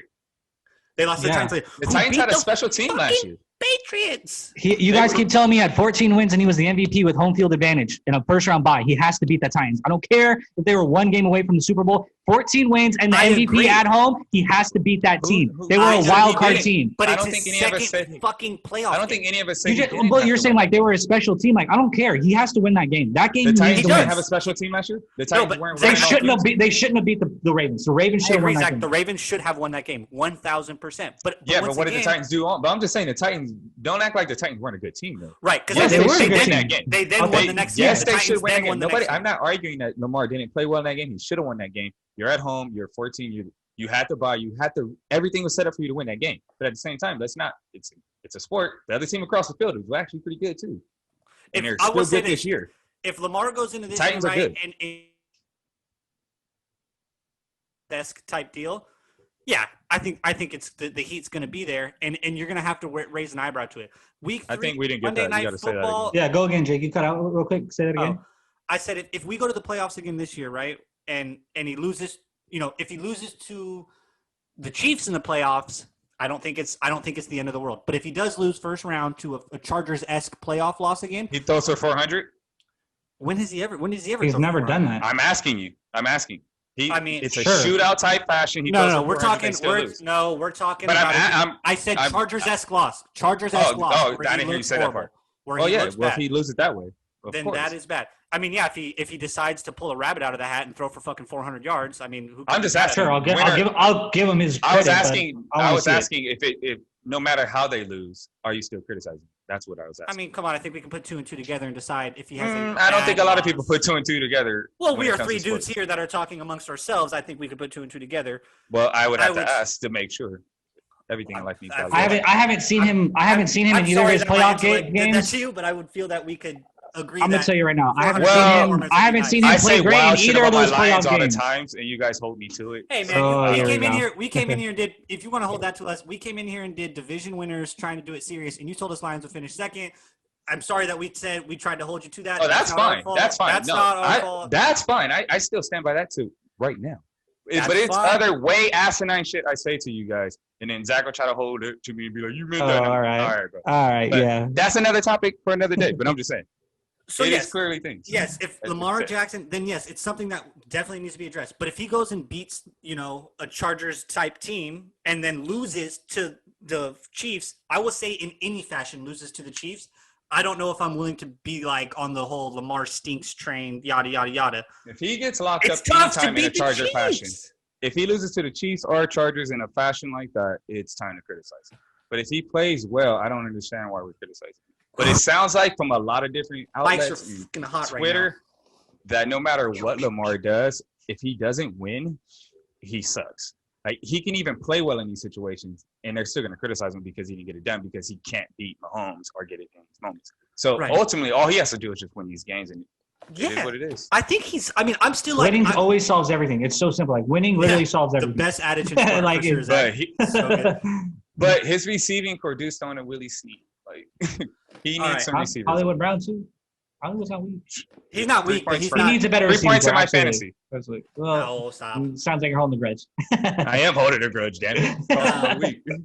More on Mahomes. But I like Hollywood though.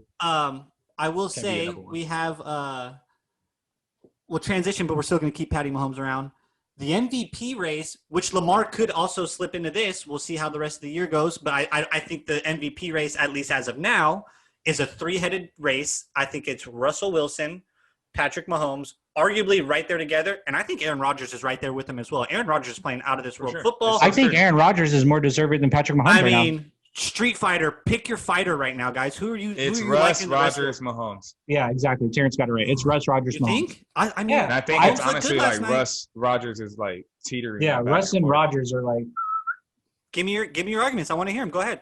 I like Russ. I think I don't have an I've said it from argument. Dude's a yeah. baller. I mean, I think it's so close. I would just say I lean towards Russ. Me and Terrence have honestly said this. I think every week we talk NFL. It's a Russ year. We can feel it. You can smell it in the air. Like you could feel it when you watch the Seahawks. You can see it when you watch Russell Wilson play and hear him talk. It's a Mr. Unlimited year, man. He's playing out of this world. He's got Lockett and Metcalf looking great. Rodgers is teetering with him though. Rodgers had no Devontae, went into the Mercedes Superdome and beat Breeze and Saints. So When Kamara was I'll on go fire, both too. ways. I'll go But both Terrence- ways. Like you can make a case for Russell because he's in that hard ass division, and they're gonna arguably win it, and he's balling. But you can also make the case for Aaron Rodgers that all the drama he had coming into the season still doesn't have any receivers. Devontae goes down. Dude might get hated. His coach might hate him. The GM might hate him. Who knows what's going on over there? And he's Really? still like, I don't care. I'm serving. So you can I'm also throw that in there. yeah, But I don't know. To me, I think it's Russ right now. It's but too early, right? It's super close. It's too early. It's way too All right. early. they're This is both something we're playing probably so gonna address well. a lot this year. It seems like these two guys will have this conversation probably every week. Watch it be Nick Foles. I mean, shit, we win in 12 games with me in that conversation, so I guess like I'm ready for it. That'd be funny, though. Here's the thing. Patrick Mahomes could come right back in at any week because I'll take the Patrick Mahomes train right here since you guys both did Rodgers and Wilson real quick. Don't ever count that man out, and I think we can all agree on that because any week Jordan, dude. he could pop out for 480 yards and 6 touchdowns. You They know what I mean? They got Patriots next week. I mean, if he goes and beats New England in a crazy fashion, like he's going to be right up top the board of this conversation. Right. Ooh, don't But- be surprised if them Pats win that game. If I have a vote- tough if game, I have a tough vote- game to figure out. And we're voting. I actually want to talk about the Pats. Real quick. I would say it is Wilson, Mr. Unlimited, because it's like, okay, he's always been he's always carried that offense. Yeah, they ran a lot. I mean, when Marshawn was there, it helped. But ever since Marshawn's been gone, it's been the Russell Wilson show. But here's the It's difference still on right now. Carson a lot. Yeah, but here's the difference right now. Those days, he had a good defense to help him out. That defense is shite right now. And I don't want to toot my own horn, toot, but I said it was going to be shite this year. And people told me there's playmakers over there. They give up 500 yards a game right now. They still have playmakers. Though. Yeah, Giving up They 500 ain't yards a making game. plays. That's the problem. ain't They making definitely have playmakers that ain't making But plays. they I ain't agree. making plays. And Russell They'll Wilson make is really plays. carrying the load. I'm with He's Terrence. really I'm not carrying- ready to give up on that defense at all. And here's the thing. If that defense stays, obviously not 500 yards a game, it's probably going to get better than that. But if it stays mediocre to less than Questionable. mediocre, and Russ got Wilson, it. and Russ continues to just fucking do it, Unlimited. man. He's fine. I mean, I'm with Terrence. I Like, think all three he's guys. I'm not wavering at all. I think all 3 guys we just mentioned have. We were talking about this last night, 2-winner game, and it might have been before you hopped in the party, Terrence. They have this factor with them where you could be down by 40 with like 8 minutes to go in the game, and if Russell Wilson, Aaron Rodgers, or Patrick Mahomes hops in the huddle, looks you in your goddamn cornea, and says, "Just we're gonna win, guys." I swear to God, I would bet my life on it. I'd bet my life we're coming back from 40 right now if one of those 3 guys said it. Not every quarterback can look at you and say that and make you feel it. They have that in them. They have that crazy, 40. like, you're never fucking out of the fucking game type shit. Yeah, it's an I'm gonna look exaggeration. at Rodgers like you're tripping. And then he's going to 40 throw, down like, with 8 minutes. He's it's gonna obviously find a an way though. exaggeration, but you know what I mean? Like, they have that Yeah, factor where, totally. like, you don't ever feel like you're 28 out to of 3. you don't ever feel like you're fucking out of that game, man. You don't ever Shit. feel like it. And it's Apparently, Big Dick Nick got it too, two- man. two Run to the things L. I wanna talk about. Like, shit. 2 things. I do want to talk about the Dak Prescott thing, but shit, Okay. what was What You were were we going to talk talking about before? Cam. You wanted to talk about You- Cam. yeah, I yeah, think, and the Pat. Patriots. Never seen him Uh, have more fun. Never in my life. That too, but man, the reason why I think they might beat the Chiefs is just Bill is a crazy great coach. I was watching earlier today. I don't know what it was, but they were showing like they're breaking down like the Patriots defense last week against the Raiders and why the Raiders are struggling is because they're like no coach and no defensive coordinators scheme kind of the way like the Patriots do. Derek Carr likes to throw to his check downs and hits his receivers in the flat a lot and hit his like check down receivers and whatnot. So Bill countered by doubling his check downs. There was like nobody in the NFL doubles check downs. So you got a Different. linebacker, Different. like you got your linebacker and corner over here doubling the check downs, forcing him to push the ball downfield. Like, yeah, Carr, if you want to beat us, you got to push the ball downfield and throw it deep. Make That's big like- throws. Here's Make my big thing with throws. that. Here's my thing That's with that. crazy. I think Bill obviously will scheme great against Patrick Mahomes and the Chiefs, without a doubt. He ain't gonna scheme. No, I'm just saying that just showed. Hell yeah, he's gonna scheme. Yeah. Against. I'm just Right, like, right, that's just no, the greatness to Bill. Like this dude's I wasn't crazy finished. with this stuff. But here's the I thing. wasn't finished. Yeah. Oh, okay, my bad. Well, nah, go ahead now. Whatever Bill decides to take away, Patrick has 4 other tricks up his sleeve. Where it's like, yeah, I don't can know if take you say away. that yet. I can. I think Andy's the one with the tricks up his sleeve, not Patrick. But yes. And I don't Patrick know. Mahomes, what can't he I do think we on the might need to football put some respect on Bill's name to just say this dude has proven that he takes things away from That offensive Countless. defensive coach battle is It's like going to the be great. best It's in going to football. be great. But I And just Cam's I, gonna play well as well, but I see Patrick Mahomes like, what can't he do on a football field? No look passes, deep bomb on the thread, fits it in windows, I don't know. extends I just know plays, can Bill- use his feet. It's Bill's going to be good. hard. Yeah. I'm In with Terrence. the mobile activity has been a known weakness, a chink in Bill's armor.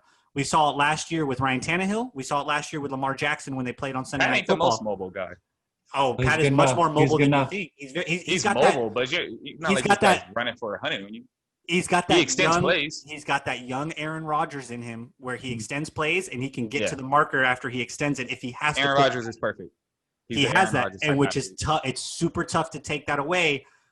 I agree that it's far from a blowout. That game is going to be within the balance, and the Patriots very well may. When I see Patrick Mahomes, I fully believe he's winning every game. Maybe I'm too early on it. I think he's the favorite every time he's on the field. He's I think they're- amazing. But yeah, I think the Chiefs we are need to like just put some respect deservedly on the Bill. best team in the league right now. But Terrence is right. There's a different level to preparation and scheme that Bill finds, especially the Raiders were coming in, never been hotter. Took it right away. Yink. Chiefs coming in, he's gonna have something for him. Yeah, It's like he just coaches his players up so well. Like you're in the film room looking at this shit, and like you go out there and like you do it, and it starts working. Man, that's the Patriot way. He's like, just do Yeah. your job, dude. We schemed up, bro. Like just do your job. It's gonna work, dude. And then these guys get there and start doing it. Like this shit works. So I got a lot of faith in Bill, no matter what. Even though I hate the Pats, but that man. Yeah. For I real. think we were all stoked that Cam Newton, and we all were hoping Cam Newton would play well this year. But I mean, I think he's almost even somehow even exceeding my expectations a little bit, and he's really putting it together. And I'm here for it. I'm so But here. before you transition us, I do want to talk about Dak too. Oh yeah, Yeah. go I for need sure. Dak to hop on air and just demand a trade. Straight up. It's time. After that Jerry You've Jones been- shit. Yes, you've been disrespected from this man enough. Enough is enough. You're a franchise quarterback. You're the face of a franchise. Any team would be lucky to have a guy like that. And he's a Agreed. fantastic. Agreed. These guys right here, I'd give up my mustache jort wearing. Yeah, I got a savior. QB. Me that too. I'm willing- Heartbeat I'm for going Dak down Prescott. with the ship with, but I would love to have Dak in Detroit if we didn't have Stafford. But you two, I would love. No, actually, fuck the Bears. Please don't If go there. if anybody, Go. if anybody doesn't know what Terrence is talking about, Jerry Jones was on radio this morning. He goes on that radio show every week at the end of the week, the football week, and he had made a comment that he was disappointed that Dak couldn't make the last final couple plays against Seattle, and he said that's the difference between him and Tony Romo or Patrick Mahomes and even a Tony Romo is that he So can't much get those plays undertone in. in that. And It's like I don't like Jerry. disrespectful. and That's I hear, and I want disrespectful. to say this. I think Tony Romo, and I was actually as a kid was kind of harsh on Tony Romo, but I mean I was just a kid, Romo's a badass. right? When I grew up and actually watched it, I said Tony Romo really be getting it done with. And at that time, they had no offensive line. They're known for an offensive line these days. Back then, the Cowboys had no offensive line, and Tony Romo was kind of out there just making plays. I have respect for Tony Romo. Tony Romo ain't never done nothing in a big game except fumble the fucking extra point. Like, or I'm tripping, or I'm fucking tripping. What's the big Cheated Tony my Romo? Lions. What's the big Tony Romo Mhm, mhm. moment that Jerry's thinking of that we don't fucking know about? Because I can't think. Regular season win. Throwing the dime Don't that they matter. took, throwing the dime to win the game over the Packers to Des Bryant that they took away. I'm just saying. But that's it. Dak's done at least that more. The fucking me, miracle win they brought back last Jerry- week. Dak made plays. Jerry doesn't want Dak to be the face of his franchise. He just Right. doesn't. Just I get weird. it. I Just get it. Weird. Man, it's not weird to me. It's if you very really, 1960s. Right. it's very You hear what Jerry I'm saying? Jones. You don't hear If you Jerry hear what Jones I'm supporting saying. nothing. Yeah. So Jerry just can't come to terms with having that guy be the face of his franchise, in my opinion. So I need Dak to go ahead and take his talent somewhere where he's appreciated, because the fact that they won't even give this man his money alone is stupid. And then now he's going to say these stupid ass comments. If I'm Dak, no thank you on your player franchise. No thank you on anything. I'm out. Because he can walk now, right? He can walk. He's just At the end of the franchise. He can walk. franchise tag, unless they franchise tag him again. I don't know if they can actually do it again or not. I'd have to look I into don't think it. I you can wasn't franchise prepared for tag that. somebody twice. And I Um, get back to back. I don't think you can do that. here's, But whatever. That's all I had on Dak. Yeah. That's great. Here's the thing, though. How many is Jason Garrett just lighting up a cigar every week when the Cowboys look less than stellar? Yeah, It's he's like laughing same his thing. ass off. It's the same team, dude. Because He's not lighting up any cigars. He's the offensive coordinator in New York right now. He's he's shitting the bed thinking he might not have a job Him after and 1 year. Gase maybe, Gase be off that stuff. His eyes be dilated. oh my God, Zach said he's the offensive coordinator for the Giants. I can't. That was He really ain't got a funny. lot to light up about. He's not with the right Jets? now, Oh, dog. he is with the Giants. Yeah, that's No, what he's he's Giants. Adam He's He's with the Giants. Giants. He's with I mean, they're both in New York. They can meet up and get weird after the game. They both look the same Lamar. offensively, not good. Oh. So Where's Oh, Jay Zach. Gruden now? Jackson, He's my, at Jacksonville. he's my offensive coordinator. He's actually doing a good Well, job, they let that actually. which actually doesn't look bad. They let him down to Florida. Jay Gruden's partying. For sure. Yeah, he's getting For boogie sure. for sure every night. He's going crazy. Jay Gruden's actually doing a fine job, which I think we all expected once he got back into a coordinator position and out of head coach. I think we all expected him to have a little more success than he was having in Washington, where he didn't have the best hand dealt. But, I mean, he didn't have the worst hand at all. He did make a couple playoffs. I do but got a question for you, Jay. I'm happy with Jay Gruden as my offensive coordinator at the moment, if you're asking. If you win 5 games, are you still rocking with Minshew, and are you? It depends. Like, I know we got He blitzed. plays up and down, but he looks good. I mean, you'd have to ask me at the end of the season, because it would depend on the up and downness, because I think he looks capable right now. Thursday night was a weird game. I mean, I don't think he looked awful. He didn't have his number one wide receiver target, and our starting center, who's kind of like basically the rock of the offensive line for the Jags, Brandon Linder, was also out. He got sacked like 5 times that game. Mm-hmm. I mean, he takes care of the ball for the most part. He doesn't really have too much trouble pushing it downfield. But is he Moves enough the to ball. pass up on the arguably the best prospect we've seen? I coming mean, in if the we only position win for years? 5 games, you're not going to get Trevor Lawrence. You're going to have to Well, win that's 10 what I'm or saying. less. But if you're at that point to where you're around 5 games, you're probably going to start thinking about tanking anyway. So It's tough, because I think Minshew could be like a playoff quarterback for the Jags. I think he is. I think he's a good quarterback. Like, he does everything that we were just saying before. Like, takes care of the ball. He can extend plays. all right, Has a my little better bit of question is- mobility. is he good enough for you to be okay with not drafting Trevor? I will say this: if the Jaguars win, this will answer your question, I believe. If the Jaguars win 5 games this year, I do not believe it will be from the offensive perspective. I don't think the offense will be the reason why they win 5 games. Okay. The defense, the run defense, is absolutely horrendous, and there's zero pass rush. Zero pass rush. Saxonville seems like a. But does he goddamn give you tornado. the same hope Joe Burrow gives you? Because I feel like people in Cincinnati are feeling pretty good with what they're seeing. Yeah. And Until if you they was to see bring that- Trevor in, your energy would feel pretty good. Not if my defense still can't stop a nosebleed. I think Shit, if you neither don't can address- Cincinnati's. and they're not going to win any more than 4 games. So Yeah, I don't but want to be you in that still have the situation. future. I think, but that's what I'm saying. You're asking me if I I might get have you. the future right now. I think I get you. he might still be it. I would feel bad giving up on what could be a very capable quarterback like this to address something that really isn't. Like, I don't think Gardner Minshew is the issue at this moment in time. When I go into the draft every year, personally, I'm like, what is the issue? Why didn't we win last year? I don't think if the Jags go into this draft as a losing team, which is probably more than highly likely, at least sitting through 3 weeks, I don't think it will be because of quarterback play. I think it's going to be from pass rush and not being able to stop really any asset on defense. Henderson looks great. You look like you got good cornerback play. Miles Jack is really starting to come around. They moved him to left linebacker instead of middle linebacker. He's not really the quarterback of the defense. It's more his skill set. I think you're good there. I think if you get somebody to help Josh Allen, because he catches a double team every time because he's the only gosh darn pass rusher on the team. Pissed off in Dockler. I know. Well, I mean, it's Jacksonville. Has anybody ever been to the city of Jacksonville? Just Google it. It's not very cool. It's not very fun there. This shit sucks. It's hard to keep people around there. You really got to sell it. It's crazy that city even has a team, to be honest. And they actually have a great fan base, which is funny. Like it's a really good fan base. They really love them. It's not like the Tampa Bay Rays in Florida for baseball where nobody comes to the games. The Bank has a good fan base. They really actually like the team in that city. It's just hard to keep players there to keep the good product on the field. I think pass rush at this moment is the number one main concern for this team, personally. Yeah. Woo! Mics are hot today. Terrence, before we leave, we will give you time for your Lions if you have anything to say. You did get a win. You guys got to win. I'm gonna tell you this. Dude, really we're still gonna fire our. I'm gonna be honest. We're probably gonna still fire our coach because that dude's an idiot. We have talent, but who knows, man? It's all about this sport matters with coaching. No other sport matters more about coaching. Yeah, I agree. Get a good coach and win games, but until then, he's an idiot. But Akuda looked good, so shout out to Marie. Yeah, he did. That One play he got his ankles broken, but other than that. Well, actually, he keeps getting cooked, but he made some big plays. But it's like, I'm not going to knock you. You started out with Devontae Adams, and then you had fucking DeAndre Hopkins the very next week. Way to introduce yourself to the NFL. Welcome. Kid. But I will say this on the ankle breaking play, Zach. I don't know whose ankles that wasn't breaking. That was filthy by Kyler Murray. I don't know whose ankles. That dude is so quick in like little spaces. Like he is. So he's right next to you, and it's like, oh my god, is he exciting to watch in football? I don't know if I've ever seen something more exciting than Kyler Murray at times. At times, I don't. After because watching him, it's like Doug Flutie on steroids. After watching him play, though, they're not going to beat a good team. You don't think so? No. I still love them. I still love them. No.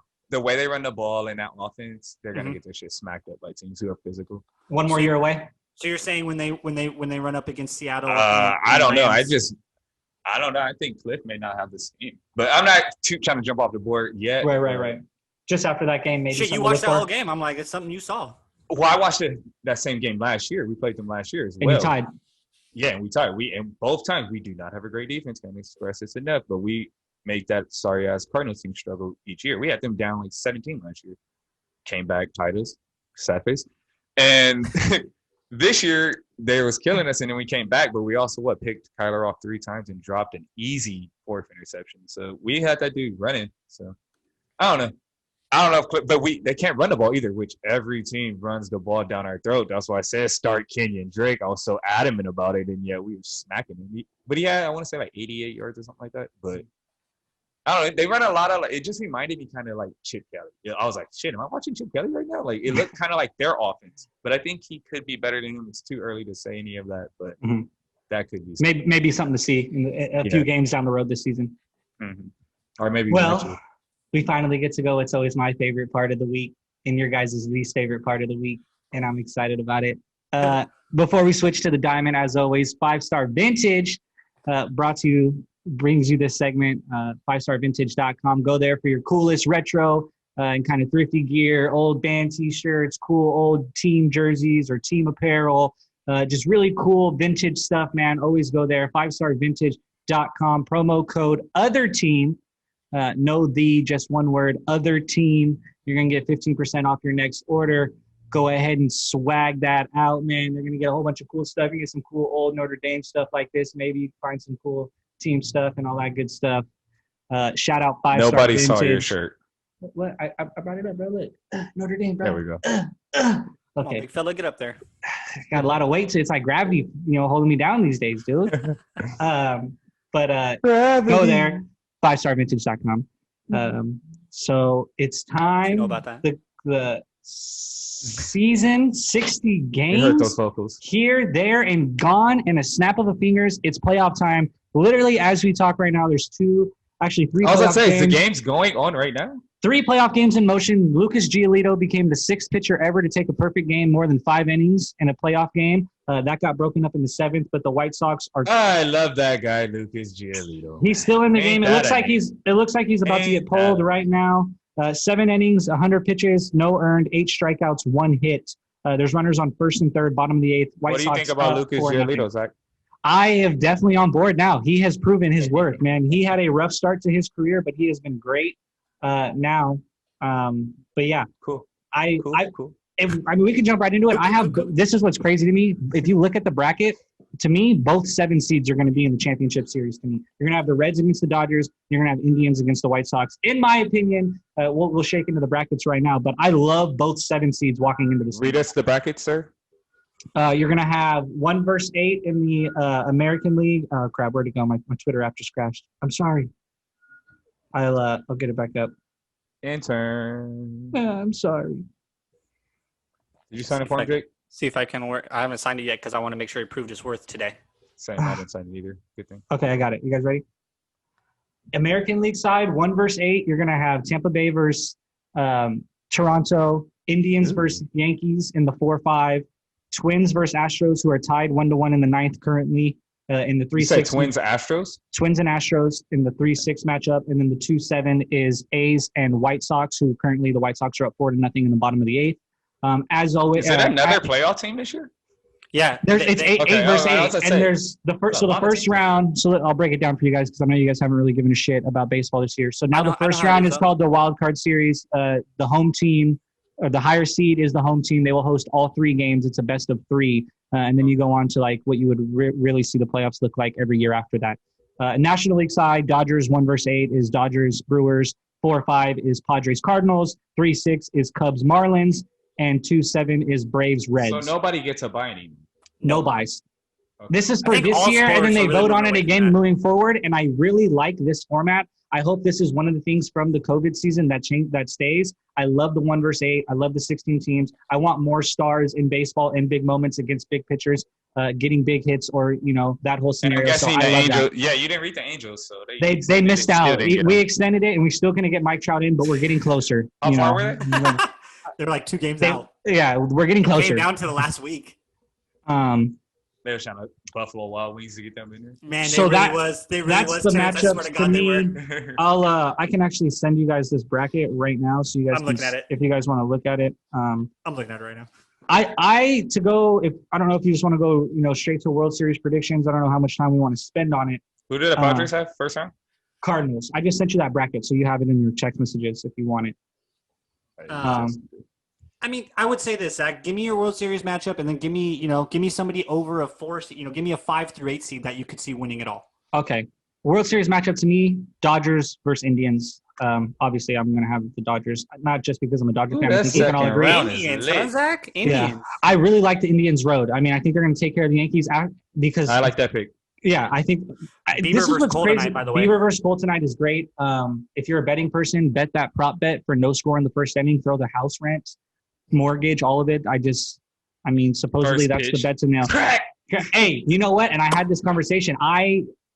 Sometimes when everyone said the over was the play last night and the under hit by 1 point. I told y'all. I said the same. I said the same. When everybody goes one way, go the other way. Right, and so it's like Luis Severino that one year was borderline Cy Young, and he walked into the first round matchup against the Twins and gave up 3 in the first inning. Like, you just don't know sometimes. These guys, I think, are different caliber with Cole and Bieber. I do expect the pitching matchup we all agree on, but I get that feeling. It's kind of that feeling where everyone's hammering something, and it's just going to rip your heart out. So maybe venture away. I personally didn't bet on the game, but that supposedly is a prop bet that is going nuts right now. Is obviously no score first inning with those 2. Damn, White Sox, A's. I think the White Sox could go to the World Series. If you want a 5 seed that could do it, I think the White Sox could appear in the World Series. They're 7 seed. Absolutely. Right. That's a 5 or more. I think that is one of those teams. Because I like both 7 seeds to go to the championship series, to be honest. That was the question I asked. I asked him. I said, "Give me a I didn't hear you. 5 or more that could make it to win it all." Okay. But I love this playoff bracket. I think it's so interesting, and I don't even mind the 3-5, 7-7 as far as games played throughout the series. Mm-hmm. I would like to keep this format and next year go 3-7-7-7 or 5-7-7-7.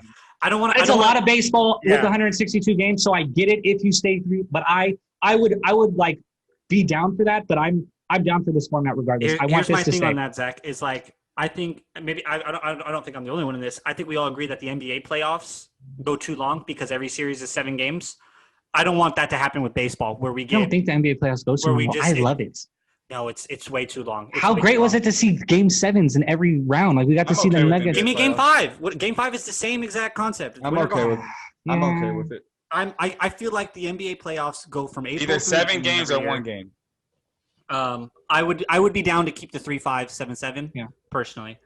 Either 7 my games or A's- 1 game series. That's My how it should be. A's bet is still alive, and it is a 2 seed, Zachary Handy.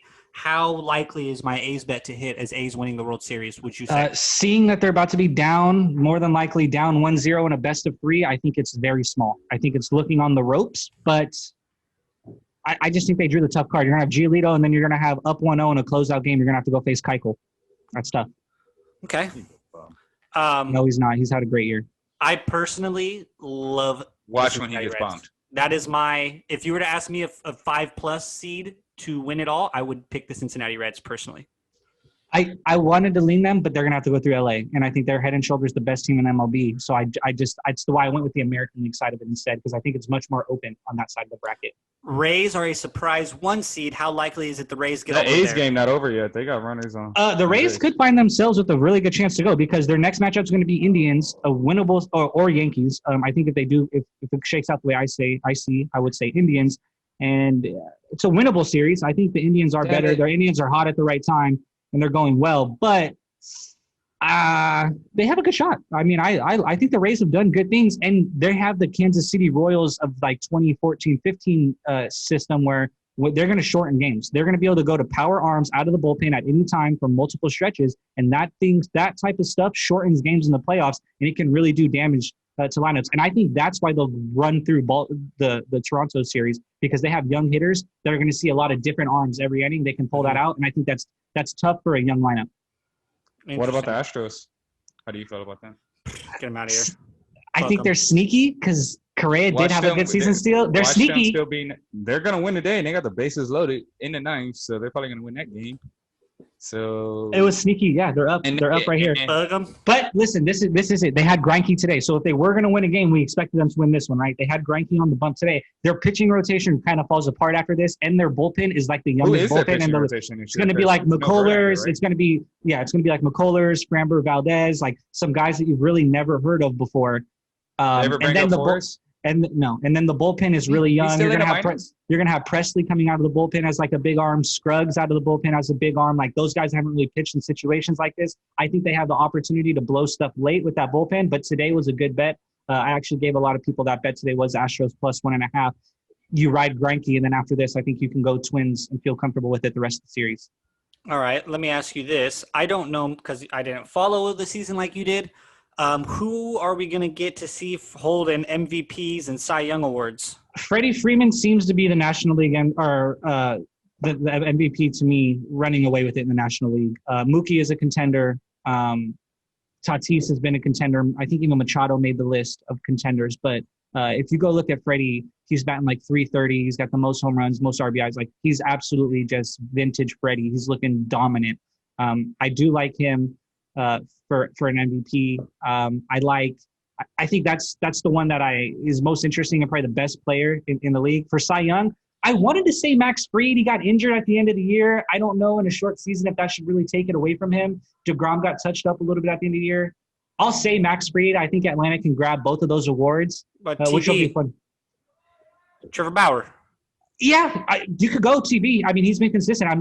If you don't go Fried, you go Bauer. And I love Bauer. You know, I want Bauer to win it strictly because the personality. What did we say with the home run over and under? Do we remember? Was it 15? We said like 18 to 20 is what I feel like we said. No, I think it was 16. I want to say Terrence is right. I think it was like 15 or 16. Who got the most? Voit got the most. 22. Yeah, Voit. Whoa, 22. Yeah, he locked in, and he batted a high clip. Like Voit had a spectacular year. Really slept on play. Was 16. Abreu got 19. Yeah, a couple of guys did it. No one on. I don't think. I think Mookie Mookie got 277. I think Mookie got close to 16. What was RBI? I think we said it like 60. I want to say we said it like. Jose batted 19 and batted 317, so he had a really good year. Yeah, he's looking at a strong push for AL MVP. He led the league in RBIs as well. Jose at 60. How many? Oh, 60, so we right nailed it with that because I believe we said it at 60. Mm-hmm. Azuña had 56. Freeman has 53. One thing I wanted to make. Guess hits. In a 60-game season, probably like 82. 110. I don't know, maybe 100 hits. You're Too much? Jake? I said 82. You're right on it. 78. 78 hits. Anybody want to take a guess who? Probably Blackman? Freddie Freeman? No, he's not top 5. He's number 4. One more guess? Mm-hmm. Fernando Tatis. No. Good guess now. Who? You Mookie can Betts. give a guess. No, it's Trey Turner. Oh, Trey Trey Turner. I That's did know a- that. He yeah. had a crazy stretch this year where he Black went 8 man for was 8 9. straight. 8 straight hits. What did you say? straight You said at-bats. Tatis. Yeah. He's 21st and 62. There is one thing I definitely want to bring up, and it's manager of the year. And I think this is, to me, a no-brainer. And I hope he gets it. Don Mattingly absolutely deserves manager of the year. I think there's no doubt. Not only did the Marlins make the playoffs, they're a goddamn 6th seed. Like, no one And they on the missed a bunch of face games of from COVID. no one on the face I of can the get on board planet with that, Zach. thought that team would be anywhere near there. All of us probably had it more leaning terrible season, Don Mattingly on his way out. And Donnie Yes. Baseball put together a quality club of guys that I still don't know who's playing for him, and they're his goddamn 6th seed. I Like, couldn't name your guy either. I swear can't. to God, I couldn't. I'm telling you, and they're a 6th seed. Don Mattingly, respect to the old Dodger manager, Donnie Baseball, keeping it old school, all that stuff. Anderson? Third base? Yeah, Brian Anderson still a man in third over there. Respect Great pull. Great pull, Terry. respect over there. That's definitely, he's got all my support for manager of the year. I think that's just, I couldn't wait this week to come talk about that because that is I a got great one. job. They got the picture. Alcantara, right? Alcantara's over there. Yeah, he's good. He's there, Pablo what, Lopez, isn't the pitcher, had a good year over there as well. Yeah, Alcantara's like their best guy. In the, So shout out lastly, Donnie Baseball. because we did talk about all the averages. Well, like picking stolen bases. I think we set this number as well. I think we said over 20. I would say did it's we probably do under. something? Did someone go under? yeah, I would say it would probably like 14 if I had to guess.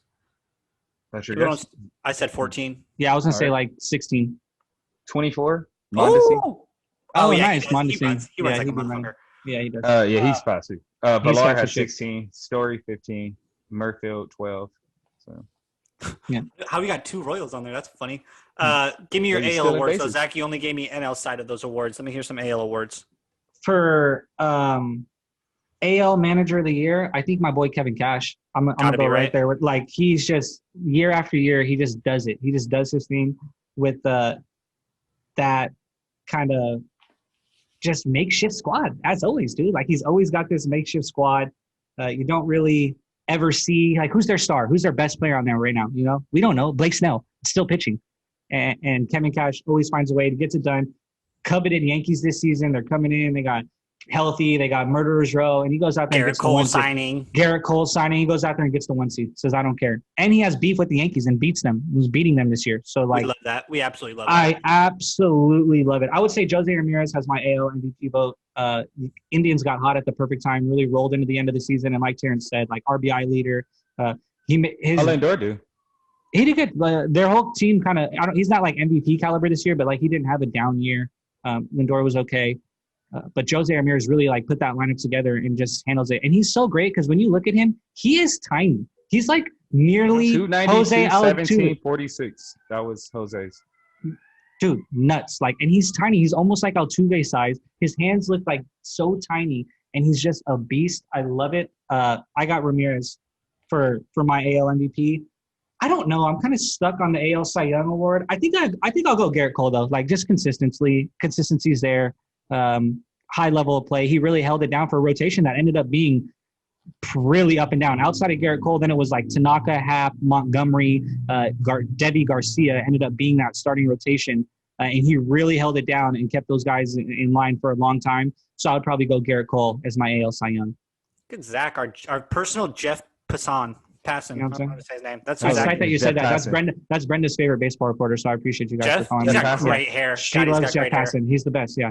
So You I want to be appreciate Ken, you guys. or you want to calling be Ken, Zach? You want to be Ken? me. No, Wilson? Ken's I'm good. Nah, Passan's Or better. what about Buster? Passan's cooler. Buster Ken's like 5'4". I got to be taller. I got to be. Buster's small too. I got to be taller. I got to be Passan. Passan looks a little taller, so I want to be Passan. You're, And he's you're our got great hair. personal Jeff this year. Thanks, man.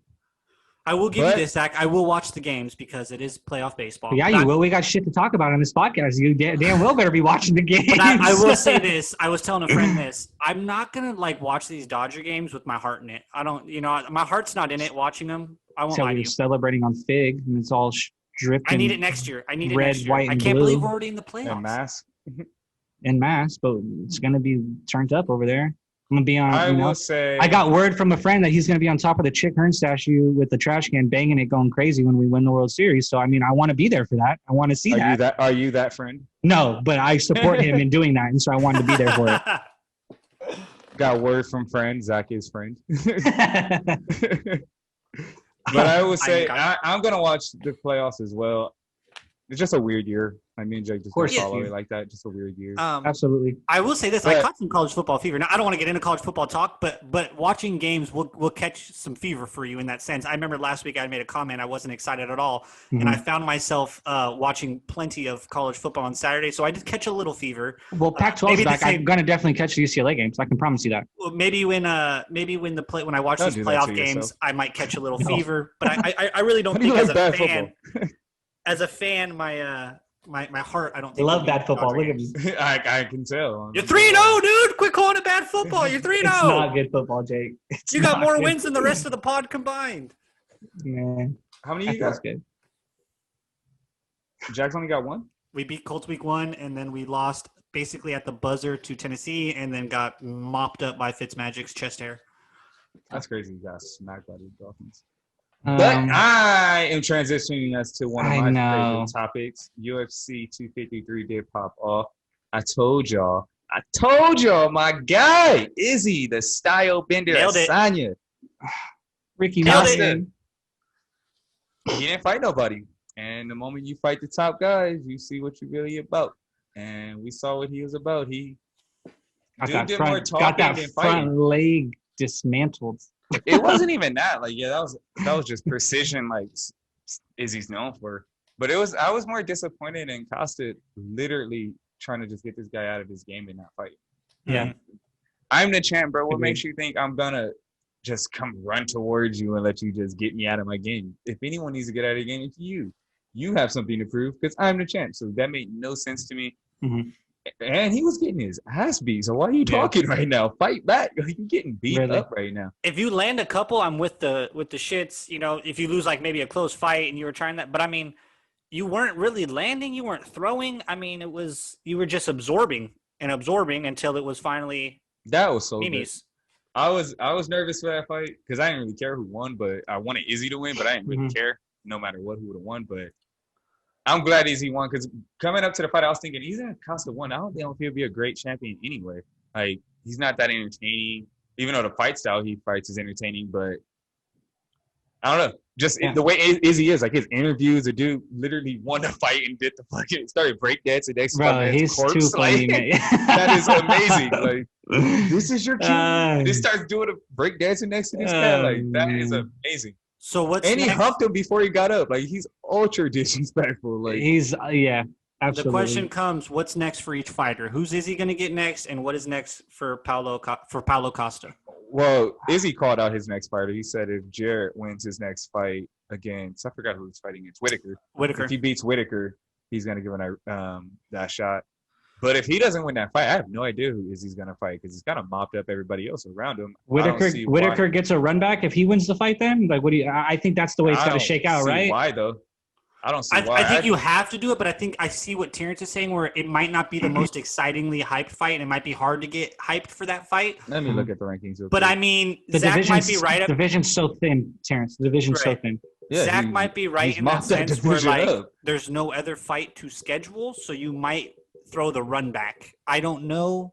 But Asanya's also chasing Silva's record. I want to say it's like 16 straight in that division for title defenses. So he may not always. Well, he does want to fight the top fighters, but he's not. Trying to he's not afraid of anybody. Like if there's a top, like he's going to end up facing to go fight John Jones. Kamaev might end up being towards the end of his run, and that would be a crazy test because Kamaev's destroying this division quickly, and he might be in line in a couple fights for a title shot if he keeps doing what he's doing. I could see there's a few guys I could see him in there fighting, but really, Izzy's not gonna, because we talked about the super fight with him and John Jones. I don't think that's gonna happen. If that happens, that's crazy. But I can't see Izzy doing that right now in this point in his career because he's seeking to try to get that record. So he's not gonna leave this division or even just go fight out of catch weight because that's a dangerous ass fight. This is John Jones, and you're going up to a guy who's potentially a heavyweight now. But on the other side, I want to talk about the co-main because Reyes went into the fight. Oh wait, you got something on it? Well, I just wanted to ask what's next for Costa then. Like, how does what bounces? Oh, he has to next win 2 fights. He has to win That's 2 what I fights to win thought. I the was going to say that. I don't think the division's deep enough for him to possibly have 2 fights. Paul Felder had made that comment after the. He still has. He has to fight Till, Kenmere, Hermanson. It's a lot of guys he still got to fight. Yeah, he ain't and fought nobody. Paul Felder had made that comment. Terrence, he hasn't fought anybody, but he made this comment too after the fight because he was the one calling the fight. Calling it. Where he said he didn't prove anything tonight. If you go in there and you lose a very respectable fight to Izzy, then yeah, You get Zach, another shot. I agree with Zach. One fight and then run that right back. But he didn't really prove anything in that fight. Like in Reyes' case with Right, John he Jones. kind of seemed like a one-trick pony at to a sense where if somebody runs into him, then yeah, you're probably going to get dropped. But he didn't really have any skills in the repertoire to make you think that he deserved a quick run back like that. He had said it like this: he has to earn that respect to get a shot at it again. And I felt the same after watching that fight. What about you? I don't think the division's that deep. I think if you put him up with the Darren Till and he does what he's done to the other fights and dismantles Till with a knockout early, I think you can go. I think he can go right back and run it because I don't think this division's deep. Well. It's like outside of like Till and Whitaker, then it's like Romero. It's like this. There's not really anyone in this division. Bullshit. You still got Cannonier. You got talked about Hermanson, Romero, Till. Kameo. Will be interesting because Kameo is running through it. Calvin Gesserson, like they got people in this fight division. It's just Izzy's beat all of those cats. Costa hasn't fought the majority of these guys, so he still has a lot to prove. The difference is Izzy's sitting here on the throne, like whoever's up, ready to get these hands. Like it don't matter right now. Very interested to see who Costa's next fight even is. That'll tell me a lot, honestly, to see how big of a mountain or hill or whatever it is he has to climb to get back there. Again. I'm interested to see where what his next fight is. That's all I want to ask. I just want to be on that. Terrence, sorry about that. But I do want to go to Reyes fight. Me and Jake did watch this fight together. And I told you guys before the fight, I changed completely on who I wanted. It was what is it, Jan Blachowicz. Not even going for it. Yep, go for it. Jan B. Yeah, my man Jan B. So I was watching UFC and better. I might even said this on the podcast last week. I'm not sure, but I just switched the way I felt about it. Like this dude looked like he was on a mission, and Reyes had the energy of like, I beat John Jones, so the division is mine. Since I beat the greatest guy ever to touch this division, theoretically, even though you didn't beat him, but in your head you felt like you beat him. And a lot of people gave you that moral victory, which why you should never count moral victories. But he went in there thinking he had already accomplished winning his belt because of his previous fight with John Jones. I don't know if that's the case, but it definitely went out there and looked that way. And he didn't look as in shape as he normally does either. Like he's a big dude and he looked a little out of shape to me. And it might be hindsight, and you guys know I don't watch it as much. He just didn't look like a locked-in fighter when that fight started, like a vengeance thing. You know what I mean? Like when you see these fighters going for these titles, and at times I don't know. When I looked at him, I felt, if we were together watching that fight, and I felt that, Terrence. Like I looked at Jan, and it was everything you just. He was said. On a mission. Man, wasn't it? I mean, I saw through that. the interviews. Like UFC Embedded shows like the whole fight week up into it, and I was like, this dude's energy is different. When Reyes comes out, it kind of seemed like he just expected he to win, right? And Jan was like, "Watch me go get it," and Reyes seemed like, "Watch me walk out with it." And when Jan walked in there, and it to me it looked like, and it could just be hindsight saying this, where Jan looked like, "Watch me go get it." And Reyes was, watch me leave with it because it's already mine. Watch me go get it was the mentality you needed, because it was like Justin Gaethje thing. Remember, Justin Gaethje throws the belt off. Oh, it's not mine. I'll get the real one. Like Jan had Jan's that, turned up for that too. Right. Dom didn't have that mentality. Dom basically was already like, well, it's already mine. Let me have it. You know what I mean? It was a mentality thing to me, and I saw that with Jan B when it started, not knowing much about their previous. Zach, what did you think about that fight? I thought Jan just came out and was the better fighter. Like you guys nailed it. He came out and just absolutely picked him apart. Just the early sidekick that just welted up, and he just went wasn't that nasty? It. Oh, he did it twice in a row. Like, and you could see Reyes was like stretching it out a lot, like trying to keep it from really disrupting him. And then after that, Jan just picked him apart and tore him up. I mean, I'm not like he didn't. He underestimated him. Yeah, and and I'm not ready to like throw the book on Reyes. I think he's a great fighter. Like he's one of the best. Athlete. Yeah, he's fantastic, and he'll probably bounce back well, and he'll probably end up getting a run back or something. possibly if he still has the belt in a couple fights. But Kinda same thing with Costa though. I like Reyes. I wanted to see him win that fight. I was rooting for him, but it was a tough L. But he definitely He's off wasn't the 2 better L's fighter. now, trying to get the belt. His That's next 2 fight, Ls. I would bet heavy he wins that one because he should be coming with desperation in his next fight. His next fight probably would be against a fighter. So the question beckons, what is next for each fighter? He's not getting John Jones. Well, John? I think mean, that's only up to if John, John right? wants, Isn't that right? really up that's to John, you John. think? It's up to Yeah. John. It's up to John. But John's looking for a big money fight, it sounds like. That's not going to be it. Sorry, Jan. Just not. If you can get potentially Stipe, John, that's a big fight. If John is crazy enough to get in the ring with Ngannou, that's a massive fight. I don't want John to fight Ngannou. That's crazy. That's a big man. That's my favorite fighter, low-key. I love Francis. Ngannou's one of my I don't really favorite know fighters. shit about fighting, but I love that guy, man. When he knocked out Overeem years ago, oh my God, that was one of the craziest shit ever. But then Stipe knocked him out and kind of spun him. So who do you He's guys? back now, though. If it's not John Jones, who do we see going? Who do we see Jan's title defense against? I'd like to know from both of you. I mean, just roughly.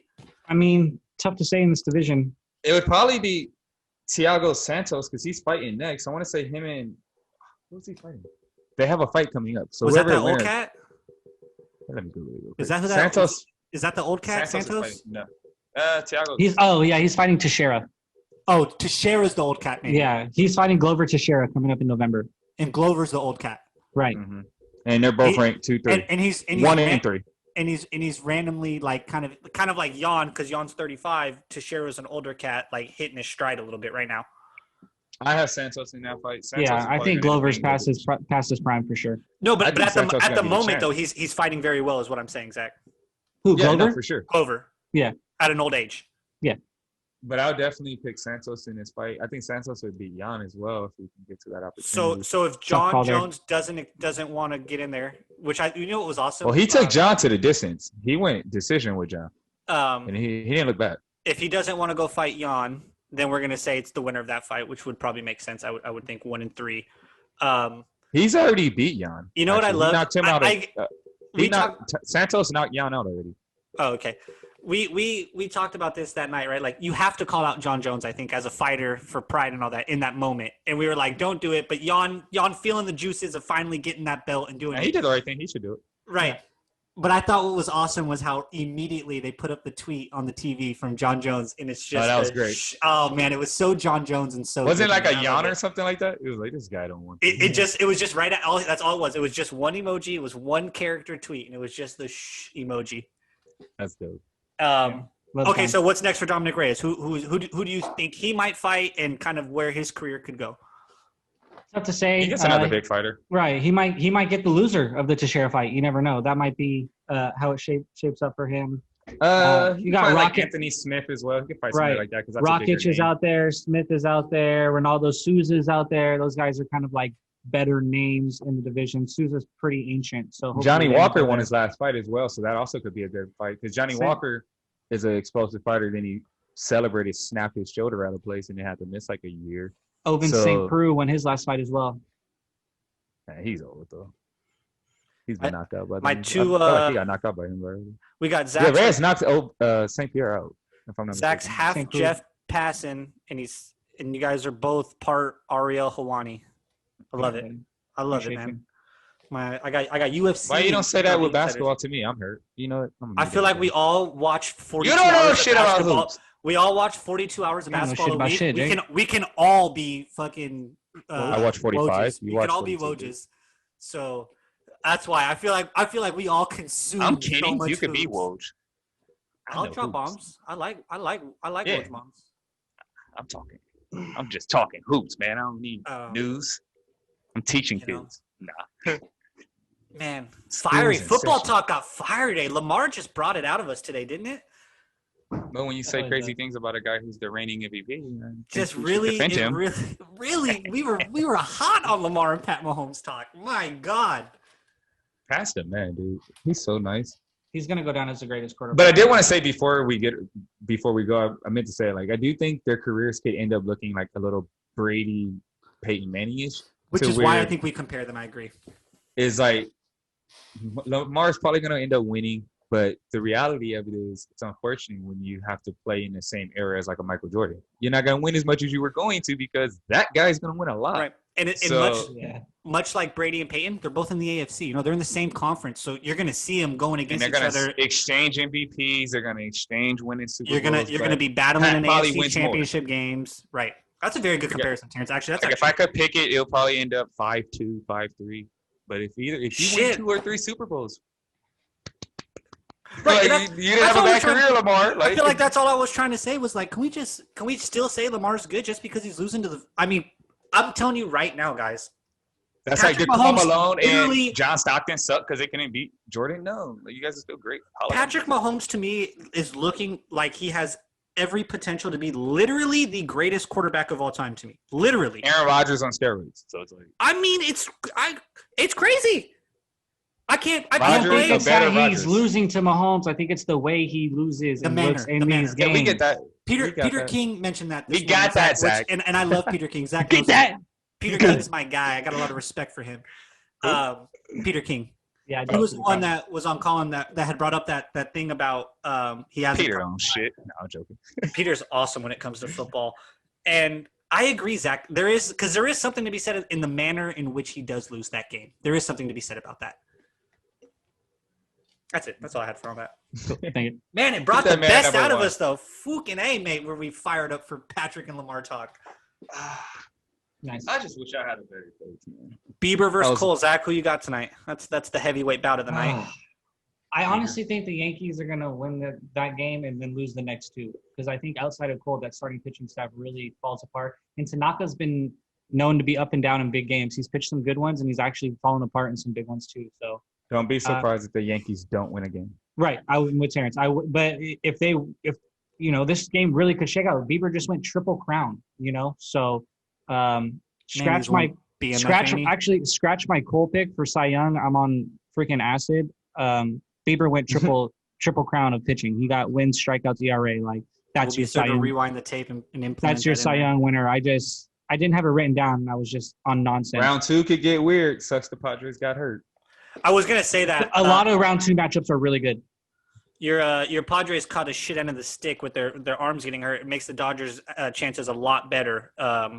I don't know how serious. I will say this: I think the Padres would have been better off seeing them in this first round though, because they want just the 3-game series with those pitchers. The longer the series is, I think the more it favors a Dodgers team. I think the Dodgers' worst nightmares are in the early series against good pitching. They said on the radio yesterday, no Dodgers starter threw 100 pitches in the games this year because the bullpen was so dominant. Like we just have been like not 85 to 95 pitches and just get them out of there. We're gonna run Trinan, Grady, and the crew out there, and it's done. Like it's been nuts. I should have actually brought this up to you. What's your Kenley Jansen? Terrible. I hate that he's gonna be closing out games in the playoffs. What's your confidence at 1 to 10? Like 5, I guess. I feel like that's like generous. Like he's not. This man said a generous 5. That is, dude. As someone put in a text message to me, that cutter don't cut butter. Like it's fucking flat. Like that shit is not. You got Gratterall whose shit snaps off like a firework, and instead you're running Kenley out there with a 4-seamer that basically a 90-mile-per-hour 4-seamer as his best pitch. Like what are we doing? Terrence Scott, what's your Kenley Jansen confidence meter in the playoffs right now? 1 to 10. I already told you, that dude needs to be like. Terrence has been at a -5. So a 1, huh? We're going we'll just mark it. But I was just reading the injury results on Clevenger and Lamet. It sounds like they can come back, but that's probably just speculation. And if it sounds like that, it sounds like they're not at 100%. For sure. They said they're playing aggressive catch, so they're not even. What is aggressive catch? What the fuck is that? Like what? Going it harder and harder, I guess, but they're not off the mound. But. Hey Zach, you want to go play catch? Nah, I'm down for aggressive catch though. Only if it's aggressive. Funny, though, I don't know if I want to play aggressive catch with an MLB player. I know. A pitcher. 80 minimum. And a pitcher alone. Just cutting shit. Like, hell no, actually play aggressive catch with an MLB player is life-threatening. Zachary Handy, do you have a bet for us this week? I'm gonna go MLB series prices. So you can bet on this series. You can get I like the Indians to win. If you're looking to kind of chase odds, you can get the Yankees for even money, I think, still, which is kind of crazy to think you can get the Yankees for even money. So there could be a play there. But I would say go with the 7 seeds. You're going to get good money. You're getting the Reds at, I believe, underdog odds. So you're going to get plus, last time I checked, like 125 or maybe plus 200 there for the Reds series price. I would jump all over that. And for White Sox, you're going to get like minus 105, minus 110, which is basically even money. So I think both 7 seeds have extreme value in betting if you're going to bet on a winner of this first round series. Interesting, very interesting. I'm literally sweating in here. We got really turned up in here today, guys. I got nothing else. I'm all, the tank is empty right now. I don't know. You guys got anything else for us today? I've just been watching sports. I wish I had something cool. I've been watching the Oh sports. yeah, in the what have we office. been watching? Oh, what have I been watching? Caught up on the boys. I had some. Oh, college football was my thing, and I didn't watch, but I did watch on Scott Van Pelt him celebrate them. We did have a Stanley Cup champion. I know we don't do too much, but the Tampa Bay Lightning are your Stanley Cup champions, so that's pretty cool. They conquered Hockey. They conquered the hockey bubble, which is pretty cool. And now they get to go back and see their fams, which is also a blessing and also pretty cool. Other than that, I told you guys I watched a crap ton of college football on Saturday and really caught the fever. Oh, yes, you. You really caught the fever, huh? Yeah. I'm telling you, I can see that. I'm like, what is that? I'm sweating Typhoid? in here, guys, That and I'm fucking typhoid sneezing fever? and shit. Man. Sneezing and sweats? Is that? Went to a Typhoid? Florida State game.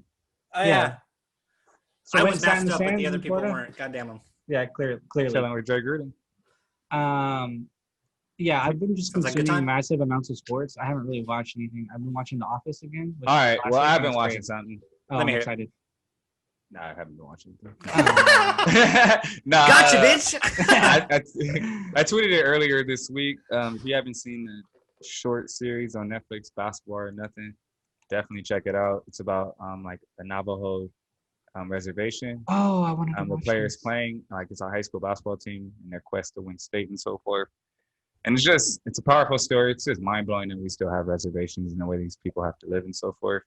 But they make the best of their situations and so forth. But you should definitely check it out. Everyone needs to get some perspective in their lives and put yourself in other people's shoes and learn. And Get Look at outside your Terrence own little putting us on to personal good self docs. bubble. That a boy.